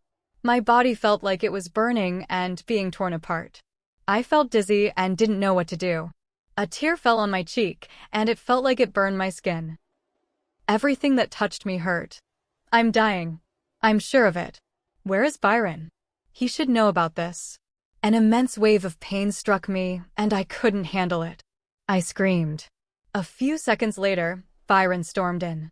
He saw me and rushed over, panicking. What's wrong? What happened? He asked rapidly, looking terrified. I don't know. I'm burning. It hurts, I managed to say. You can't leave me, my love. Everything's going to be okay. I promise, he whispered, his eyes watery. He placed his hand on my cheek. It didn't burn. It sent a wave of relief through my body. I let out a moan. His eyes changed from worry to shock and realization. I was embarrassed. Why did I do that? You're in heat, he said. He placed his hand on my cheek again, and I moaned louder. His eyes darkened, and I leaned into his touch. If he were the cure for this pain, I didn't care. He lifted me up and sat on the bed, cradling me in his embrace. I let him hold me, just so I wouldn't feel the pain. What is heat? I stuttered. It is a physical reaction that occurs after meeting a mate before the bond is completed. It is nature's way of saying we should waste no more time, he whispered. His breath on my skin made me hum with pleasure. I'm human. Why do I feel this? I asked, pushing myself closer to him. The mates of alphas and betas feel it, even if they are human, he whispered, lowering his face to mine. How long does it last? 3 days. 3 days of this? I didn't think I could survive 24 hours. We stared into each other's eyes. It felt right and wrong at the same time. How does this affect you? I asked. If I were in pain, I wanted him to feel it too. I don't feel your pain. It just makes my attraction to you much stronger, he stammered, looking at me sympathetically. So I'll feel that way too? I asked bluntly. Yeah. And my touch, as you noticed, can calm the physical pain, he added, kissing my hair. The contact made my heart race. Is that it? I asked, looking at him. He shuffled around, avoiding my eyes. He was keeping something from me. There's more. I can sense how much you want me right now, and that makes it very hard for me to stay calm, he mumbled. I was so ashamed. I turned my face toward the window, unable to look at him. This wasn't me. I was craving his touch, but I felt like I was losing control of my own body. I turned back to him. He was looking at me intensely. I moved closer until our chests touched, closing the gap between us. I kissed him deeply, my mind racing. Then I suddenly pulled back as I regained control. It's not me, I shouted. He looked puzzled and disappointed. I scrambled away and ran to the kitchen for more water. The pain was gone for now, but I was worried about the next wave. Byron soon came down and sat opposite me. I couldn't look at him. He lifted my chin, so I had to face him. Look at me, he whispered. I could hear the strain in his voice. I looked into his green eyes. I'm sorry, we said at the same time. Why are you sorry? I asked. It hurts me to see you like this, especially because I know how to make it stop completely. You just have to say so, he said, cupping my face. No, I can't, I whispered. He nodded, respecting my choice. I wasn't ready for that step yet. Chapter 29. Lou's POV. The 3 torturous days of heat passed. It wasn't easy, but they still passed. I was very close to giving in to Byron until I regained control of myself. Yes, I'm still a virgin, and I'm proud. Through those 3 days, we stayed close to each other since his touch was the cure for my pain. He didn't take advantage of the situation, which I am grateful for, but I could still see the sadness in his eyes because I still haven't fully accepted him yet. He's going to have to be patient to win my heart. Now that the heat is over, Byron is taking his vacation starting today. So, what do you guys want to do? Maria asked excitedly. It was early morning, and we were all gathered to figure out how to have some fun. Why don't we go to the beach?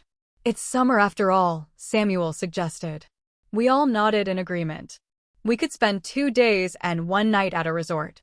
In fact, I'm going to book a whole floor for us, Byron said, heading to the phone. A whole floor? I asked, astonished. We're not the only ones coming, Lou. Maria explained that some pack members would be joining us. We are going to the beach. Oh, hell yeah. Wait, I don't have a swimsuit. I thought about it for a while. Maybe I could buy one there? I went to Maria and asked if she had any extras. Yes, I have a lot. I have some from when I was 16 that should fit you perfectly, she said with a smile. I'll bring all of them so we can find the right fit. I'm going to notify the pack members who are free, Byron said. Wait, the whole pack? I asked, shocked. No, only those who aren't on duty guarding the territory, he reassured me. I wasn't ready to meet thousands of people just yet. Come on, let's pack our bags, Byron said, reaching out his hand. I looked at his eyes. They held so much hope. A part of me melted. He's been so supportive lately, respecting my boundaries. I almost felt myself falling for him. I shook my head and looked down. I can't make it too easy for him. I understand, he whispered before leaving to pack. We arrived at the resort and headed to the reception desk. Byron was arguing with the clerk about the rooms. Apparently, one wasn't big enough for 2 people. Theo joined the argument while Samuel and I just watched. Maria looked bored, as if she had seen this 1,000 times. Standing behind us were about 30 pack members who had joined the trip, including families with children. We were standing there for half an hour before the fight finally ended. Byron and Theo eventually joined us and said our rooms were on the 4th floor. Everyone rushed to get their keys. So, what do you want to do once we drop the bags? Samuel asked. Wait, you're wearing some of her swimsuits? Byron asked, his eyebrows furrowed. I don't have one of my own, Maria offered, and I stammered. No. I'll buy you a proper one here, he said firmly. He took my hand and led me toward the hotel shop. We entered the shop and went to the swimwear section. I spotted a maroon bikini that was beautiful with ruffled edges. I loved the color, but I felt self-conscious about my body. I'm not exactly curvy. I took the bikini toward the fitting room and told Byron I was going to try it on. When I stepped out to show him, he immediately shook his head. Don't even think about it, he grumbled. He handed me a one-piece swimsuit and a pair of black shorts. Can I at least wear it without the shorts? I asked. No. After trying on several options, he finally settled on a blue one-piece that had built-in shorts. It wasn't exactly what I wanted, but he wouldn't budge. We bought it and headed to the 4th floor. What number is our room? I asked. Room 410, he answered. The room was large, featuring a king-sized bed and a balcony. I went straight to the bathroom to change into the modest swimsuit Byron picked. When I stepped out, Byron was shirtless, looking at me. I looked away, grabbed my bag, and headed for the beach. I sat under an umbrella while Byron talked to Theo nearby. Maria and Samuel were already in the water. Samuel eventually walked up to me. You're actually glowing under the sun, Lou, Samuel joked. I know, I'm very pale, I laughed. You're really beautiful, he whispered. I looked at my feet, blushing. I don't know about that. Have you seen the other girls here? I don't have those curves, I said quietly. Every man has his own taste, he said after a pause. Thank you for being such a good friend, Lou. You're like a hope booster. I'm just doing my job, I smiled. Maria joined us a moment later, scanning me with a smile. What are you doing to glow like that? Nothing at all. I joked. But what is with that swimsuit? You look so covered up, she whispered. Byron chose it, I pouted. That explains it, she said, taking my hand. I'm going to lend you one of mine. Don't worry. Chapter 30. Lou's POV. I came back to the beach with Maria right behind me. This time, I was wearing something nice, finally. Maria gave me her wrap-up turquoise bikini. The good thing is, it was really pretty and the fit was perfect. As I stepped on the sand, ready to finally swim, I was stopped by Byron. What are you wearing? He asked furiously, looking my body up and down. Even if he was frustrated, I could clearly see that he was captivated. A swimsuit, I replied reluctantly while Maria snickered behind me. It's one of yours, isn't it? Byron spat at Maria, which made her stop her giggles and nod. Change, now, he ordered me. But I stood my ground and looked at him with a challenging glare, crossing my arms. Make me, I said sternly, looking directly into his eyes. Oh, believe me, I can make you, even if I have to be the one to change you myself, he rumbled dangerously, which made me shut up. I didn't see that coming. She got rid of the swimsuit you bought for her, Maria interrupted as she felt the tension between us. She what? He asked, unable to believe it. How could you do that? It was the only thing protecting you from unwanted attention. He groaned, looking back at me. The people here have shown me nothing but respect, I said, putting my hands on my hips. Yeah? Well, what about others? They wouldn't mind staring at a goddess, now would they? He growled as his stare got more intense. His response truly shut me up. I was shocked by how the bond was making him see me. Yo guys, we're gonna play some volleyball, wanna join? Samuel said as he came closer with a huge, cheerful smile. Yeah, sure, I told him before anyone else could answer. Samuel looked at me, but as soon as he realized I changed into the bikini, his smile faded. Wow, he mumbled, which caused Maria to laugh and Byron to smack the back of his head. Are you okay? I asked as I approached Samuel, ready to check on him, but Byron lifted me up by the waist and held me back. He was checking you out, he yelled as I froze in his arms. I just meant she looks great, Samuel said, his attitude taking over. Theo, bring some clothes, Byron suddenly ordered. Theo brought a skirt and a sleeveless shirt. Byron didn't hesitate and dressed me himself, covering me up again. Now we can play, Byron announced while shooting Samuel a glare. I was furious. All right, I'm captain, who's the other one? Byron asked. All the pack members took a step back, including Theo, Maria, and Samuel. I'm up, I said proudly. No way, he retorted. I rolled my eyes. Believe me, you don't want to do this, Lou, Samuel whispered. Well, I just did, and you're going to help me, I told him. I what? He asked, shocked. It's okay, I said confidently. I like a little competition. It's not a competition if I always win, sweetheart, Byron said. I refused to show him I was intimidated. We'll see about that. I imitated his tone, earning a glare. My team consisted of Maria, Samuel, Tyler, and Lewis, while Byron's team consisted of Theo, John, Matt, and Catherine. As soon as the game started, Byron was not playing fair. His shots were incredibly strong. He suddenly shot the ball so hard that it hit Tyler's face, causing his nose to bleed. Tyler is down. Mission failure. Samuel started screaming in panic, running in circles with his arms raised. Stop screaming and help us, Maria shouted at him.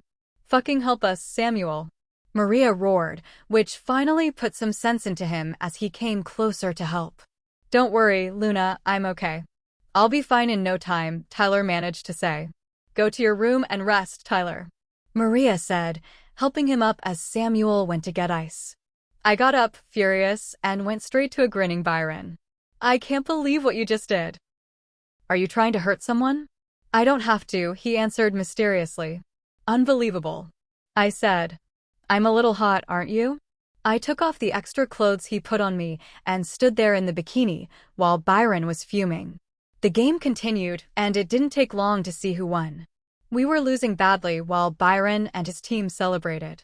We weren't a match for them. I went in my bag for water, but couldn't find it. I had given it to Tyler. I was about to go buy a new one when Byron stepped in front of me and threw a large shirt over my head. Here, take it. He handed me his bottle. I took a big gulp, thirsty from the game. Indirect kiss, John shouted, laughing. Byron shot him a threatening glare. I suddenly spit out the water as realization hit me. It was Byron's bottle. I was suddenly very self-conscious. Byron looked at me, his eyes filled with hurt.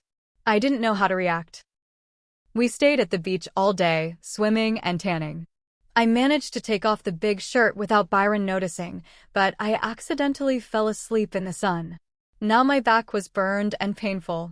We headed to our rooms. As soon as we entered, I showered. When I finished, it was Byron's turn. I took advantage of his absence to try to apply lotion to my back. I was struggling when the bathroom door opened, revealing Byron. He had a towel wrapped around his waist, water droplets still on his chest. I felt a surge of attraction. My shirt was still lifted. "What happened to your back?" he asked, rushing over. "I got sunburned," I admitted, ashamed. "Why did you take the shirt off?" he asked, sitting on the bed behind me. He took the lotion from my hands. "Here, let me." His hands spread the lotion slowly. His proximity made it very difficult to stay calm. He growled lowly, his face coming closer to my neck. I felt a magnetic pull toward him. I leaned back until his lips touched my skin, sending sparks through me. His hands moved to my stomach. His lips were leaving soft kisses on my neck, setting me on fire. I moved my face, and our lips connected. The kiss was passionate and intense. He moved so he was on top of me. Realizing how far things were going, I pushed him away as I regained my senses. "I can't believe you did this," I said, accusing him in my panic. "What? What did I do?" he asked, confused, as I threw a towel toward him. "You took advantage of the situation," I snapped. "You kissed me. I thought you wanted this." He looked hurt. "I would never take advantage of you, Loretta." His voice cracked, and he looked broken. "I'm sorry, I can't be around you tonight," I mumbled, taking a pillow and heading to the couch. "No, Byron, please. Just for tonight," I insisted as he tried to protest. "Then I'm sleeping on the couch. Take the bed." "I can't stand to see you sad," he mumbled, taking the pillow. "And whatever I did to upset you, I'm sorry." I felt a pang of guilt. He was being a gentleman, respecting my boundaries, and I had reacted out of fear. "I respect you too much to force anything," his words echoed in my mind. He would wait until I was ready. I lay in bed and looked at him on the couch. "I'm right here," he whispered before closing his eyes. I turned around, unable to sleep. I obviously had feelings for him, but I wondered, were they real or just the result of the bond? Chapter 31. Lou's POV. I woke up the next morning, missing Byron's warmth, remembering he didn't sleep in the bed last night. The room was silent, and the bathroom door stood open, revealing that he was already gone. A small note on the bedside table caught my attention. "We're at the beach. Didn't want to wake you up. I brought you breakfast. It's on the table next to the couch. Join us whenever you want, Angel." I ate the breakfast Byron brought, savoring every bite. I wore the turquoise swimsuit Maria gave me and headed out to find the group. Maria was sunbathing, Samuel was swimming with Tyler, John, and Lewis, while Theo and Byron were sitting on beach chairs discussing pack business. I walked toward the water, feeling the refreshing tide tickle my feet. I was about to dive in when Byron approached from behind and lifted me by my waist. "I'm going to swim," I told him, as if it weren't obvious. "Not without me," he said, pulling me back against his chest. We tried to swim together, but he refused to let go, trying to stay afloat with one hand. It resulted in him accidentally putting too much weight on me. "Alpha, you're drowning the Luna," Lewis called out. Byron realized what was happening and quickly pulled me to the surface. "Leave me alone, I almost died," I screamed, flailing my hands. "Don't you know anything about balance?" "I'm so sorry, I just didn't want to lose hold of you," he answered, panicking. "Well, you were the reason I went under. Get your hands off me." I slapped at his hands under the water. I started coughing from the salt water, and Byron rushed me to the shore to get a bottle of water. "I see the little puppy had some trouble. Maybe swimming isn't for you," a high-pitched, squeaky voice mocked. "Swimming is fine. It's this idiot's weight that's the problem, I snapped at Becky. Besides, you're a wolf, too. Aren't you worried about smelling like a wet dog? The pack members around us snickered, though some looked slightly offended. You want to know what is hers? The alpha, Maria added, stepping in with a sassy glare. Becky looked ready to explode, but she turned and stormed toward Byron instead. Since when do you run after 12-year-olds when you can have all this? Becky asked Byron, gesturing to her body. She was wearing the maroon bikini from the shop, and she did look like a model, but Byron looked at her with pure disgust. Something like what? Trash? No thanks, he replied. You heard him, Becky. Move, Samuel said, pushing me toward Byron. Byron caught me in his arms and nuzzled my neck. Becky was furious. Are you okay? Did she do anything to you? Byron whispered to me. No, I just don't like her, I said honestly. We sat down to relax, but a moment later, we heard a scream. Becky was faking drowning in the ocean. She was pushing away every guy who tried to help her, screaming specifically for Byron. Ugh, not her again, Byron groaned. Can someone shut her up? She won't budge. Maybe you should try Alpha, someone suggested. She's a werewolf, she's not going to drown. She's faking it. Byron yelled, but Becky only screamed louder. I'm going to end this, Maria said furiously. She jumped into the water, yanked Becky by the hair, and dragged her back to the shore.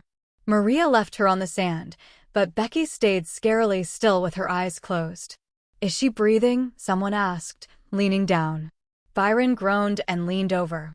He looked like he was going to perform CPR, but he hesitated and called for someone else to do it. Suddenly, Becky reached up, pulled Byron down, and kissed him. Byron pushed her off immediately and wiped his mouth in disgust. You disgusting person! He spat. I was furious. I rushed toward her as she was getting up and punched her, knocking her back into the sand. As the Luna of this pack, I ban you from this community. Get out of my sight. I screamed. You can't do that, she yelled. How dare you scream at your Luna? Byron shouted from behind me. You heard her. You are no longer a member of this pack. I turned around and kissed Byron deeply in front of everyone, making sure she saw. When I pulled away, Becky gritted her teeth. This isn't over. You're like a disease, I told her. But I'll find a way to get rid of you for good. She finally retreated toward the hotel. Byron caught my arm and pulled me into a hug. You did well, babe. Don't babe me, I snapped, still annoyed by the whole situation. I headed back to the room, and he followed, looking clueless. We eventually got in the car to return home. I sat in the passenger seat with my arms crossed, rejecting Byron's attempts to hold my hand. Tomorrow we're going to visit an old friend, Byron announced to the group. His farm needs checking, so be ready at 10 in the morning. Theo and Maria nodded while Samuel huffed, still nursing his ego. I have a feeling tomorrow is going to be a long day. Chapter 32. Lou's POV. Faster, Samuel, faster. I yelled as we were running for our lives. I'm a werewolf, I'm running slow for you. He screamed back. Wait. Let's recap this a little bit. Here's how the story of our day on the farm went. Come on, my love, we're going to be late, Byron said between kisses. He was waking me up with kisses as a reward for yesterday. I hate pulling the Luna card, to be honest, but yesterday I pretty much loved it. Leave me alone, I want to sleep, I mumbled as I hid under the pillow. Byron laughed before hovering over me and showering me with kisses again. I'm up, I said, pushing him back and jumping out of bed. I prepared your bath, Byron said with a cheeky smile. I failed miserably at hiding my blush. Why was I even being sweet to him? He enjoyed watching people fight over him. But then again, he actually had my back. I headed toward the bathroom and took a relaxing bath. I also shaved and used lotion. Lotion truly does wonders and smells so good. I peeked through the door to see if Byron was in the room, but he was gone, so I rushed toward the closet. If we're going to a farm today, there will be dirt, I mumbled to myself. So, I should probably wear my red Vans. They're survivors. I talk to myself sometimes, but I'm not crazy. I chose a tight, red-striped blouse that wouldn't rub against my sunburned shoulders and a pair of ripped jeans. I braided my hair since it was damp. I went downstairs to eat breakfast and saw a table full of delicious food, an omelet, waffles, fruits, and croissants. I've never even traveled in my life, yet here was this feast. Byron was standing behind the table with a card and flowers. The card said, "Sorry for making you sad, although I don't know why you were sad." "So, do you forgive me?" Byron asked with a gorgeous smile. "No," I said cheekily, placing my finger on my chin. "Give me more reasons to forgive you." He huffed, then smiled and gave me a hug. "Take all the time you need," he whispered. "Who taught you to cook, anyway?" I asked. "I'll tell you if you forgive me," he shot back with a smirk. "Is it a girl? Is it Becky?" I asked, feeling a pang of hurt. I walked out the door with my arms crossed. I bumped hard into Theo outside, but he caught me. "What's going on?" he asked, placing me down. "Nothing, I was just taking a walk," I said as my eyes started to water. "Yeah, right," Maria said sarcastically. Samuel looked shocked when he saw the tears. "What's wrong?" he asked kindly. "I was just thinking that Byron isn't over Becky.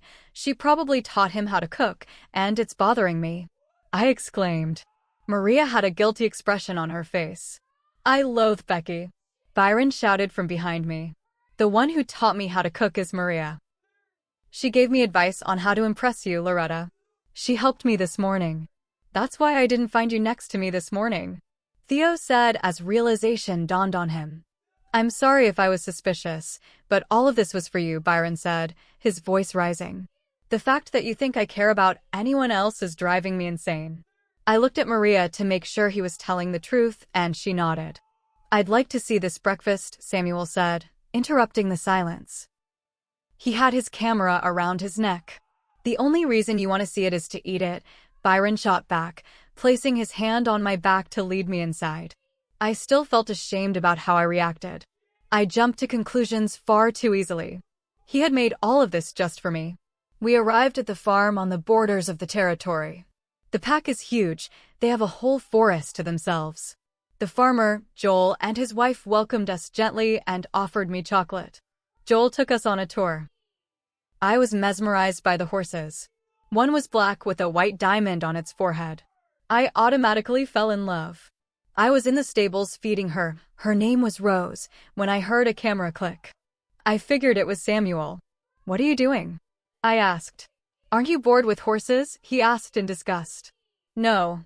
They're majestic," I retorted. "Come on, let me show you the real deal," he said. A few seconds later, we were standing in front of chickens. "Look at all those rubber duckies," Samuel said in amazement. "This guy has major issues concerning chickens. Are the tiny chickens afraid of the big bad wolf?" Samuel started to bark loudly to scare them. They were terrified. Run, Samuel, run," I screamed as the chickens started to chase us. The chickens had started a rebellion. "These rubber duckies are fast," Samuel screamed. "Faster, Samuel, faster," I yelled. "I'm a werewolf, I'm running slow for you," he yelled back. Byron's POV. "Here, jump on my back," Samuel shouted. Loretta jumped on his back, and he started running like something dangerous was after them. Then I saw a bunch of chickens chasing them. "What kind of hell is this?" "Byron, help us," Loretta screamed, holding onto Samuel. "This girl only needs me to rescue her from Samuel's nonsense." "I'm out of here," Maria screamed and ran inside the house. A werewolf afraid of chickens? Unbelievable. I shifted to my wolf, surprising Samuel, who jumped out of the way while still holding Loretta. I barked and growled at those chickens. They immediately turned and rushed back to their nests. I turned toward them and growled at Samuel. All right, I put her down." "Happy," he said, placing her down gently. I rushed toward her as she was about to fall and nudged her with my back. She was traumatized. "Samuel is going to regret this. Are you okay, Lou?" "Come with me," Theo said, taking her inside Joel's house. I turned back to Samuel and growled, then shifted and ordered him to fetch me some clothes. He isn't getting away with this. Lou's POV. "What a mess," Maria commented after I told her the story. Theo just gave me a glass of water. Suddenly, we heard yelling from outside. "Byron," I whispered, rushing to the door. Byron was punching Samuel.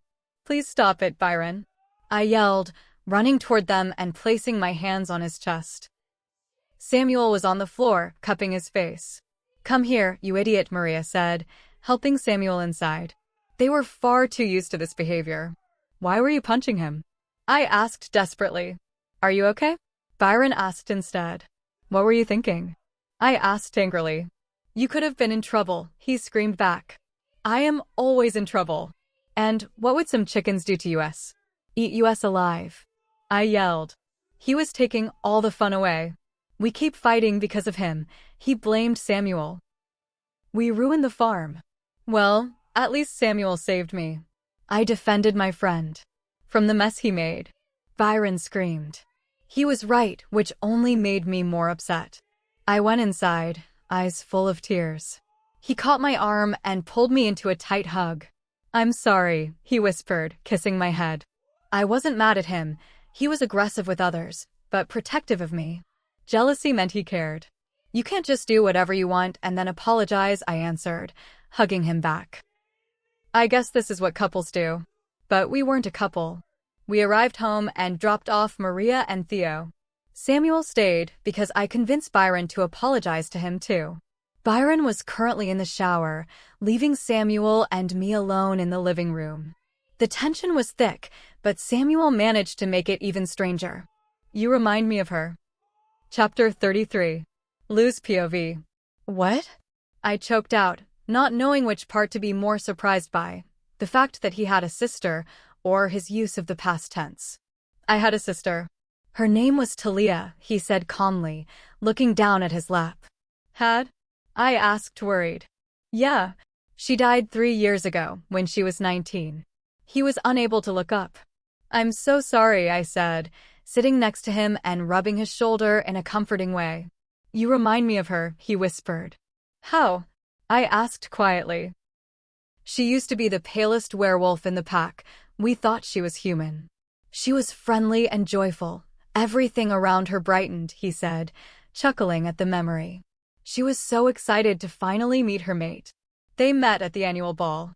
She always dreamed of a Prince Charming who would cherish her. But he was the complete opposite. He rejected her the very next day." "Oh no," I gasped, covering my mouth.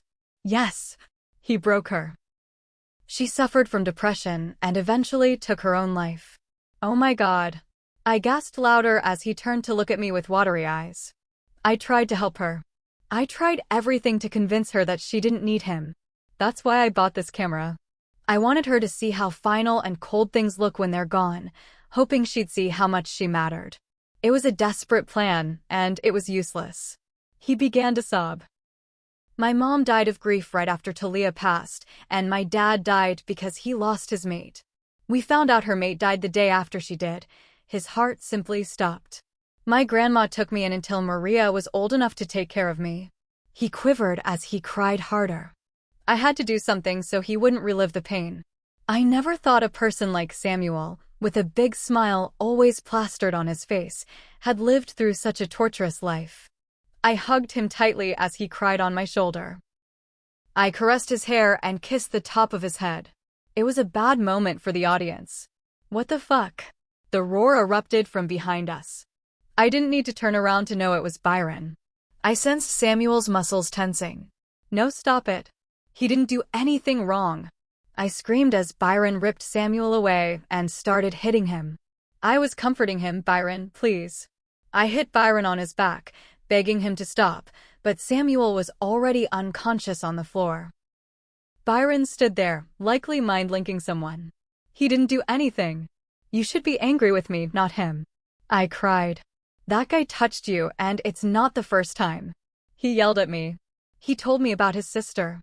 I blurted out. Byron furrowed his eyebrows. "Well, that's not an excuse. He has to face the consequences." He snapped just as the front door opened and Theo, Matt, and Maria came in. "What happened?" Maria asked, shocked as she saw Samuel on the floor. "Matt, Theo, take him to the cells. He'll be staying there for a month," Byron ordered. "A month? That's too long." I gasped. "2," he tried to say, but I cut him off. "No," I screamed. 2 weeks then." He sighed desperately as he looked at me. I turned away and found Maria looking at me with tears in her eyes. This was the first time I saw Maria this upset. Samuel told me about his sister, I sobbed. No, she sighed. Did he mention why he told you? Yes, he said that I reminded him of her. It's true, but that's not it, she mumbled, sitting on the couch. Whenever we get closer to the anniversary of her death, he gets very sad. After tomorrow would be the day she died. I decided to pay the cells a visit. Following Maria's instructions, I used a secret passage that leads toward the detention area so the guards wouldn't see me. Maria helped me hide my scent. I opened the metal door in the basement and used a torch to light the way. The atmosphere was heavy, and the air smelled of damp stone and age. I walked down the tunnel, determined to find him. Maria had found out from Theo that Samuel was in cell 69. I walked further and noticed a dim light coming from the end of the hall. I ran toward it, making my way past the rows of cells. Lou. I turned around and found a dark cell. Samuel. I rushed to the bars. What are you doing here, Lou? He asked, surprised. The bruises on his face were still visible. Byron had been brutal. What did they do to you? I asked, ignoring his question. Here, I brought you some food. I didn't ask for that. Why did you leave him? Samuel asked as he took the sandwich. He needs a lesson, Samuel, I snapped. Don't be stubborn, Lou. He's your mate. If I had a mate, I'd react the same way. He almost killed you. You're the reason I'm happy here, I said, remembering how close he came to serious injury. Don't say that. He loves you more than himself, Lou. If you asked him to, he would do anything for you. You just don't understand. Your mate lives to make you happy. It's not hard to accept unless you're scared. I'm not scared, Samuel. It's just that he didn't choose me of his own will. He was just mated to me. If we were normal humans, he would never have chosen me. That's what's bothering you. The fact that you think you don't deserve him. I stayed quiet. He was right. Oh my God. You're in love with him. You finally love him. He said it. You're in love with him, and you're scared to admit it, Lou. He beamed. Will you shut up? Listen. The moon goddess knows exactly who's meant for us. Even if he were human, one day he would find you and choose you. You're meant to be together. How can you be so sure? I asked. Everything happens for a reason. No one will ever love you as much as your mate does. Stop resisting your feelings because they're real. Just love him. But look at his past. I don't want that. I whined. He changed, Lou. He stopped everything before he even found you because he knew it would hurt his future mate.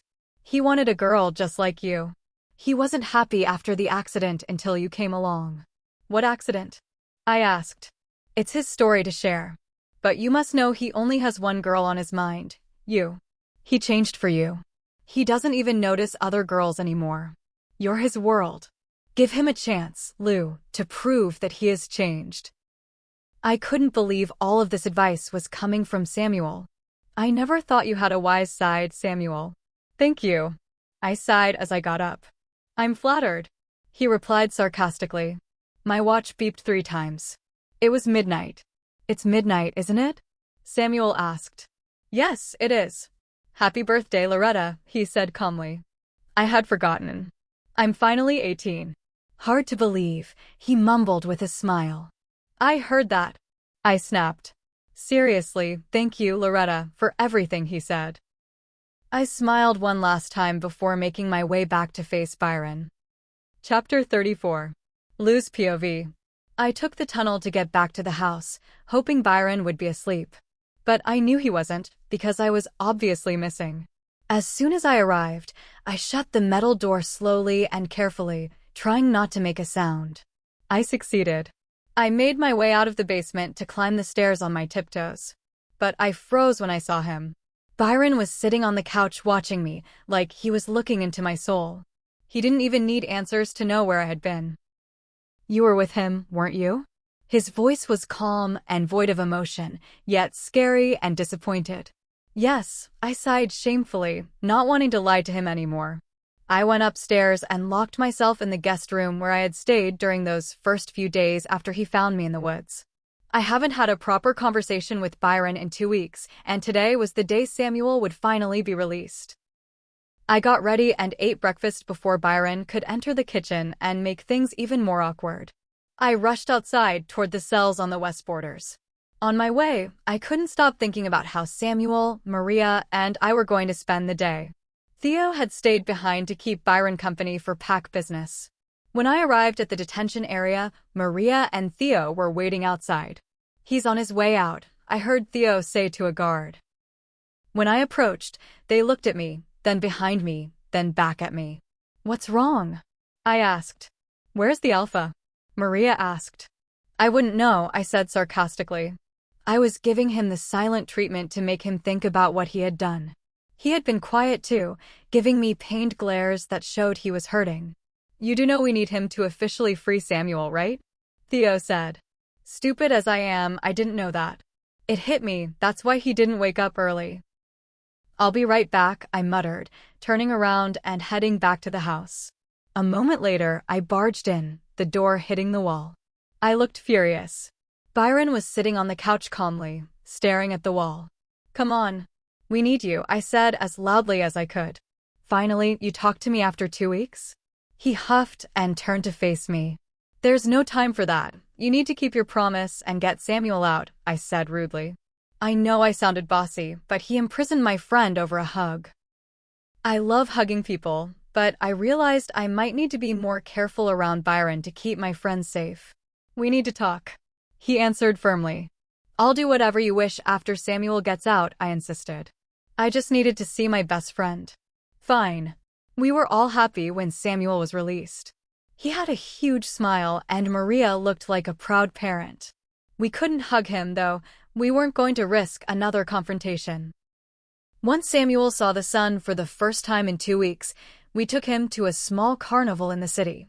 He was eager to win every game, which sparked a competition between him and Maria. Seeing them act as excited children brought back good memories. "There are rubber duckies over here.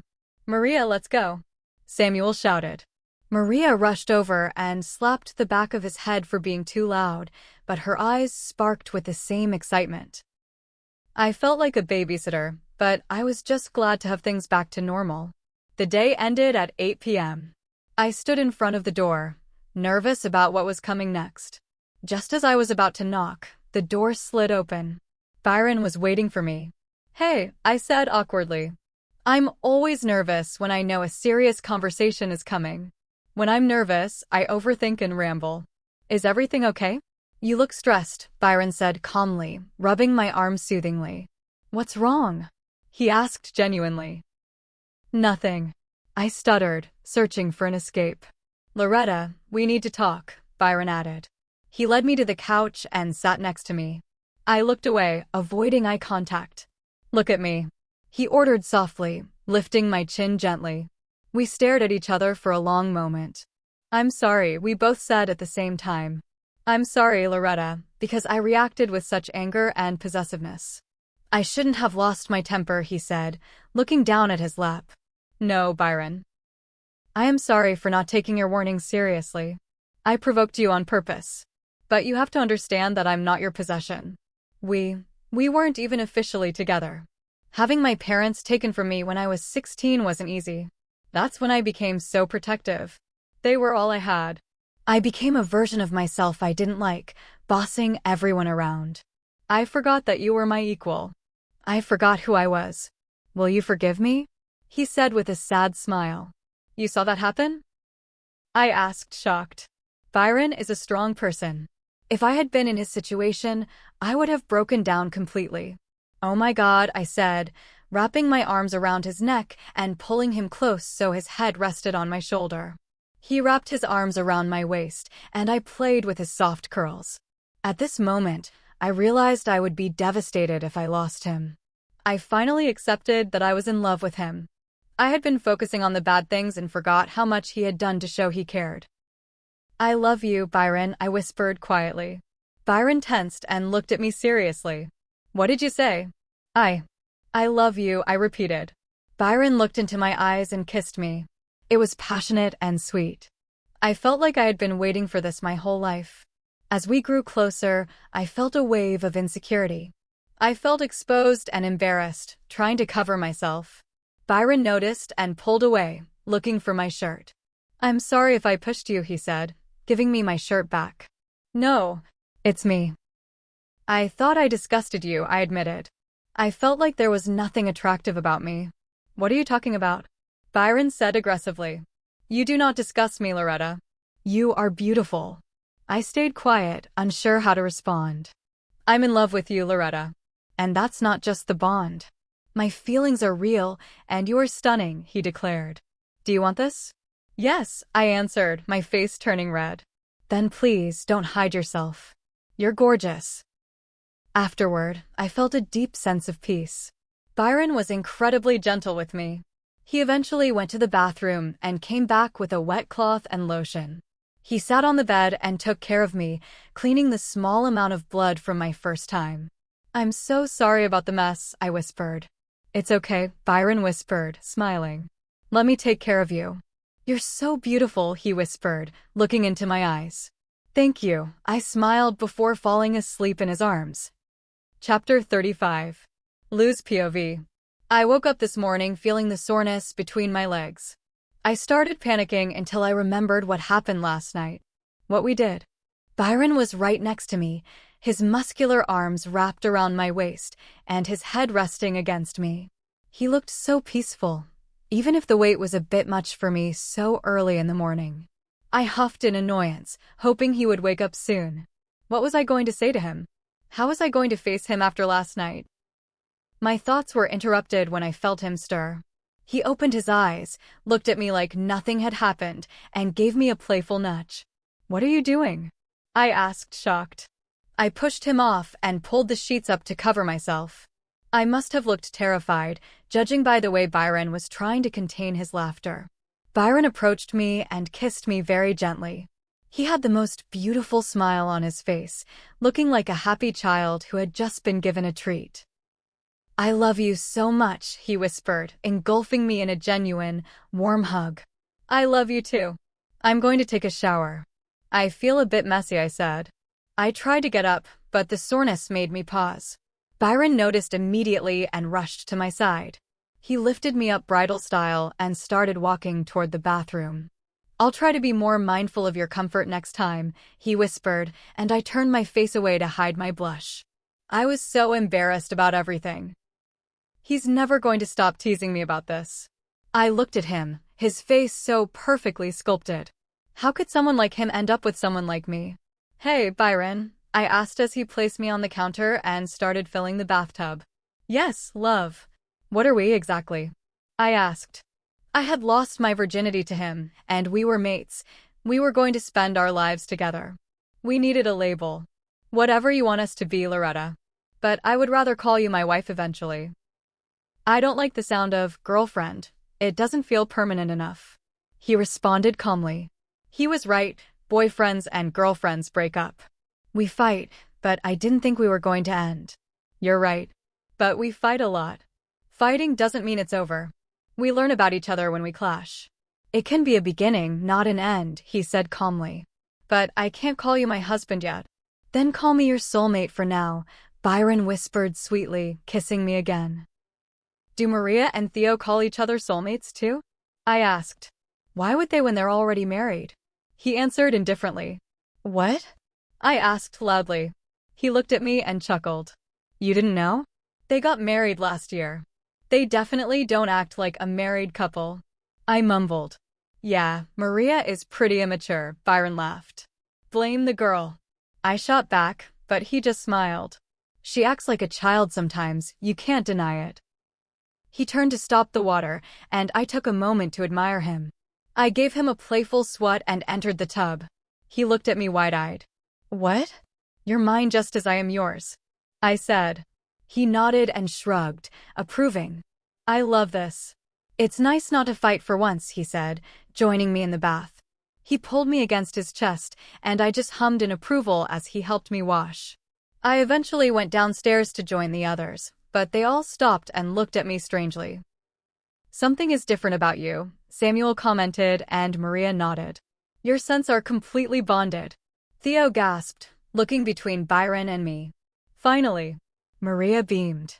Will you all be quiet? Byron huffed. What are you talking about? I asked. We know what happened last night, Lou, Maria said in a sing-song voice with a mischievous smile. Oh, so you know, I said, embarrassed, fumbling with my shirt. Byron sensed my discomfort and hugged me tight, squeezing me playfully. Speaking of secrets, how could you not tell me you two are married? I asked, looking at Maria and Theo. Oh, that funny story, actually, Maria said with a guilty look. We forgot it was a secret, Luna, Theo said with a poker face. It just slipped our minds, Maria assured me. I couldn't believe her.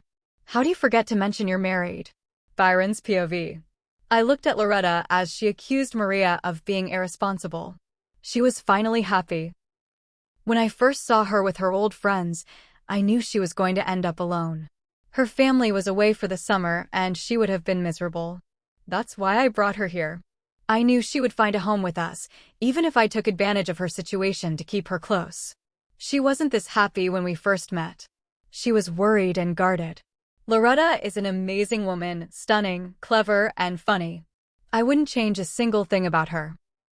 She talks down about herself, worried that she's boring or annoying. She isn't. She has an attitude, but it's the best thing in the world. She has trust issues because of the world she grew up in, and I blame my past mistakes for making her feel insecure. I am so grateful she managed to forgive me. Loretta is self-conscious about her body, but I adore her. Her light brown hair, her eyes that look like chocolate and honey, her cute nose, I love everything. She worries about her curves, but to me, she is perfect. Her body is healthy and real, and I would never want her to change. I love the way she looks, and I love the way she carries herself. I lose my breath whenever I look at her. She thinks she has flaws, but to me, she is the world. She is perfect for me. Author insight. This epilogue hits different. After everything Lou survived, the real test isn't the wolves or the bullying, it's facing her own family with the truth of who she's become. Watch how one simple conversation forces her to choose between hiding her new life and claiming it out loud. The emotional risk here. Everything she's built could shatter in a single no. Chapter 36. Lou's POV. I hope you miss us, Lou, because you're finally going to have a life again. We're coming home tomorrow at noon, Richmond said over the phone. Wait, they come back tomorrow at 12 in the afternoon? How am I going to be ready? How will I clean the house or even explain things? But most importantly, how am I going to tell Byron I'm not living with him anymore? Who's picking you up? I asked, worried. Dad said we'll take a cab, Rich mocked. I hate it when he calls me little one just because he's older by 2 minutes. I was sitting in the living room while Byron was in the kitchen preparing lunch. Yes, he finally learned how to cook. Don't you think it's too early to come back? I asked nervously. What do you mean? We extended the vacation for 2 weeks. College starts in a month, Richmond said, sounding surprised. Byron sent me a look from the kitchen, reminding me to mention him to my dad. He insisted on meeting them. An idea popped into my head. Hey, Rich, would you mind if a friend and I picked you up? He has a car and wants to meet you guys. Byron growled at the word friend, but I ignored it. Eh? What have you been doing all summer? Rich started rambling, and neither Byron nor I could tolerate it. Will you be quiet? We're picking you up tomorrow. I'll explain everything then. See you tomorrow. I hung up before he could say anything else. Byron was groaning. He wasn't happy with Richmond's attitude. He thought I deserved more respect. Clearly, Byron is an only child. Don't worry, nothing can keep us apart, I told him. I think I'll have to kidnap you again, he whispered playfully. Don't you even think about it. I laughed. I'll have to go back to my house when they arrive, though. I know. But who said I'm not going to convince him to let you stay? He responded with amusement. And besides, if he doesn't let you move in with me, I'm moving in with you. My eyes widened as I imagined him moving in and fighting with Richmond all the time. Yeah, no, that's not going to happen. You're right. I'll just have to find ways to make sure we get our private time, he stated, which made me blush. Soon, Maria, Theo, and Samuel joined us. They spend so much time here that they practically live with us. Maria was happy, but even Theo looked excited. "What's wrong with you? Why are you so happy?" I asked him. "Give me a break." "Can I be happy?" he breathed out. "It's just rare for you to show it," Samuel joked. "The reason we're this happy is I'm pregnant," Maria finally said with tears in her eyes. Samuel and I were screaming in joy, while Byron congratulated the couple. "I'm so happy for you." I rushed to hug Maria. I looked at her stomach, though it was still flat. "I'm 10 weeks along. It's not visible yet," she explained. "You'll be a gorgeous mom," I complimented her. Theo engulfed her in a hug from behind. Meanwhile, Byron watched my excitement with a sparkle in his eyes. Then I remembered my brother and dad coming tomorrow. My throat went dry. "Theo, clean the living room. Samuel, take the kitchen. I'm going to clean the bedrooms." I yelled orders, giving everyone tasks to make my family home presentable. I told Maria to relax, but she insisted on helping with the light cleaning. I was relieved to know that werewolves are quite resilient during pregnancy. I did miss home, but I had grown to love this new life. I had real friends and a soulmate. I never thought I'd be this happy. Everybody deserves love, no matter what.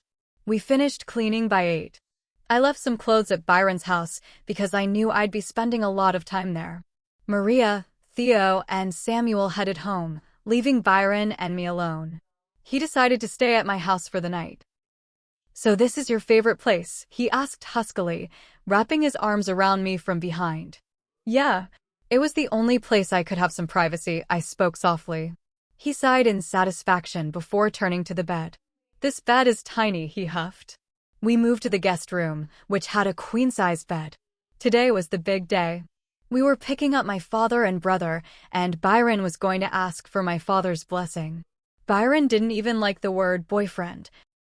He wanted to marry me, but he respected that 18 was too young for me. "I love you," we both said at the same time. "Nate's intuition," he explained. "Are you ready?" Byron asked, kissing me. "Yes, let's do this," I said nervously. We arrived at the airport. Maria and Samuel wanted to come, but I told them it would be too much. Samuel had whined until Byron stopped him. We waited until I saw my brother and my dad. I ran to welcome them. "I missed you, Dad." I hugged him. "How are you holding up?" my dad asked, surprised I looked so healthy. "I'm responsible," I joked, knowing Byron was the one who really looked after me. "Someone's jealous," I teased Richmond before giving him a hug. Byron was trying so hard to keep his cool. "Is that our ride?" my dad asked, nodding toward Byron. "Yeah, that's the friend I wanted you to meet," I said. "Nice to meet you, young man." My father shook hands with Byron. We headed home, and Byron helped with the luggage while I heated a meal. We sat in the living room in a slightly awkward silence. "So, Byron, tell me about yourself," my dad said. "I'm Byron Gandhorn, 23, and I'm the chief of police in this town," he replied. "And how did you meet my daughter?" "I met her at the bookstore. I liked her choice of books and decided to speak to her," Byron said confidently. I didn't correct him about the coffee spill. "I see. So you two are just friends?" my dad asked. About that, Byron shot me a look. "I'd like your permission to be your daughter's boyfriend. I care for her deeply." My father nearly choked, and Richmond started laughing. "All right, where are the cameras?" "Good prank, dude." "It's not a joke." "I'm serious," Byron said firmly. "Who could possibly want that?" Richmond laughed, gesturing to me. "I do." Byron stood up, his tone furious. Richmond looked intimidated. "I barely know you," my father said. "You don't know me, but your daughter does. I will never harm her. I want to show you that I'm worthy of her," Byron negotiated. "I'm going to date him anyway, Dad, whether you like it or not," I added calmly. My father eventually huffed and gave a reluctant nod. "All right. Thank you." I hugged my dad. "And can I move in with him?" "Oh hell no," my father yelled. 9 months later. "I still can't believe you convinced my dad to let me move in." "You're very persuasive," I said, unpacking my bags. "I just convinced him it would be better for your college commute," Byron smiled, helping me with my books. This was officially our house now. Hey, the barbecue is starting. Maria called from the door, holding her 2-month-old daughter, Talia. Maria had named her after Samuel's sister, a gesture that meant the world to him. Talia. Samuel yelled happily, running up to take his goddaughter in his arms. Lou, your father brought the steaks. This made me happy. These moments, this family, it was everything. I had a soulmate who loved me, and I was his completely. Author insight. That airport pickup and living room conversation aren't just awkward, they're the moment Lou stops running from her past and forces her family to see the woman she's become. Ryan's calm negotiation shows the deepest kind of love, one that respects her roots instead of erasing them. End of chapter analysis. The 9-month time jump doesn't just give us a cute epilogue, it proves the real victory wasn't surviving the wolves or the bullying. It was Lou choosing to build a life where she's no longer the outsider. Every decision here, asking permission, moving in anyway, celebrating new life with the pack, closes the loop on her journey from naive girl to someone who finally believes she deserves forever. The story ends exactly where it should, not with drama, but with quiet, earned happiness. Audience engagement questions. When Ryan stood up and said, "I do," what did that moment reveal about how far he's willing to go for Lou? How did Lou's confidence in telling her dad, "I'm going to date him anyway," show her growth from the girl who hid in the library? Seeing Maya's pregnancy and the barbecue, what does this new family mean for Lou after everything she lost? If you were Lou, would you have pushed for the move-in right after the approval, or given your dad more time? What part of this epilogue hit you hardest, the awkward dad conversation or the peaceful 9 months later scene? Transition teaser. What follows this moment won't be loud, but it will be the life Lou finally chose for herself. Expert.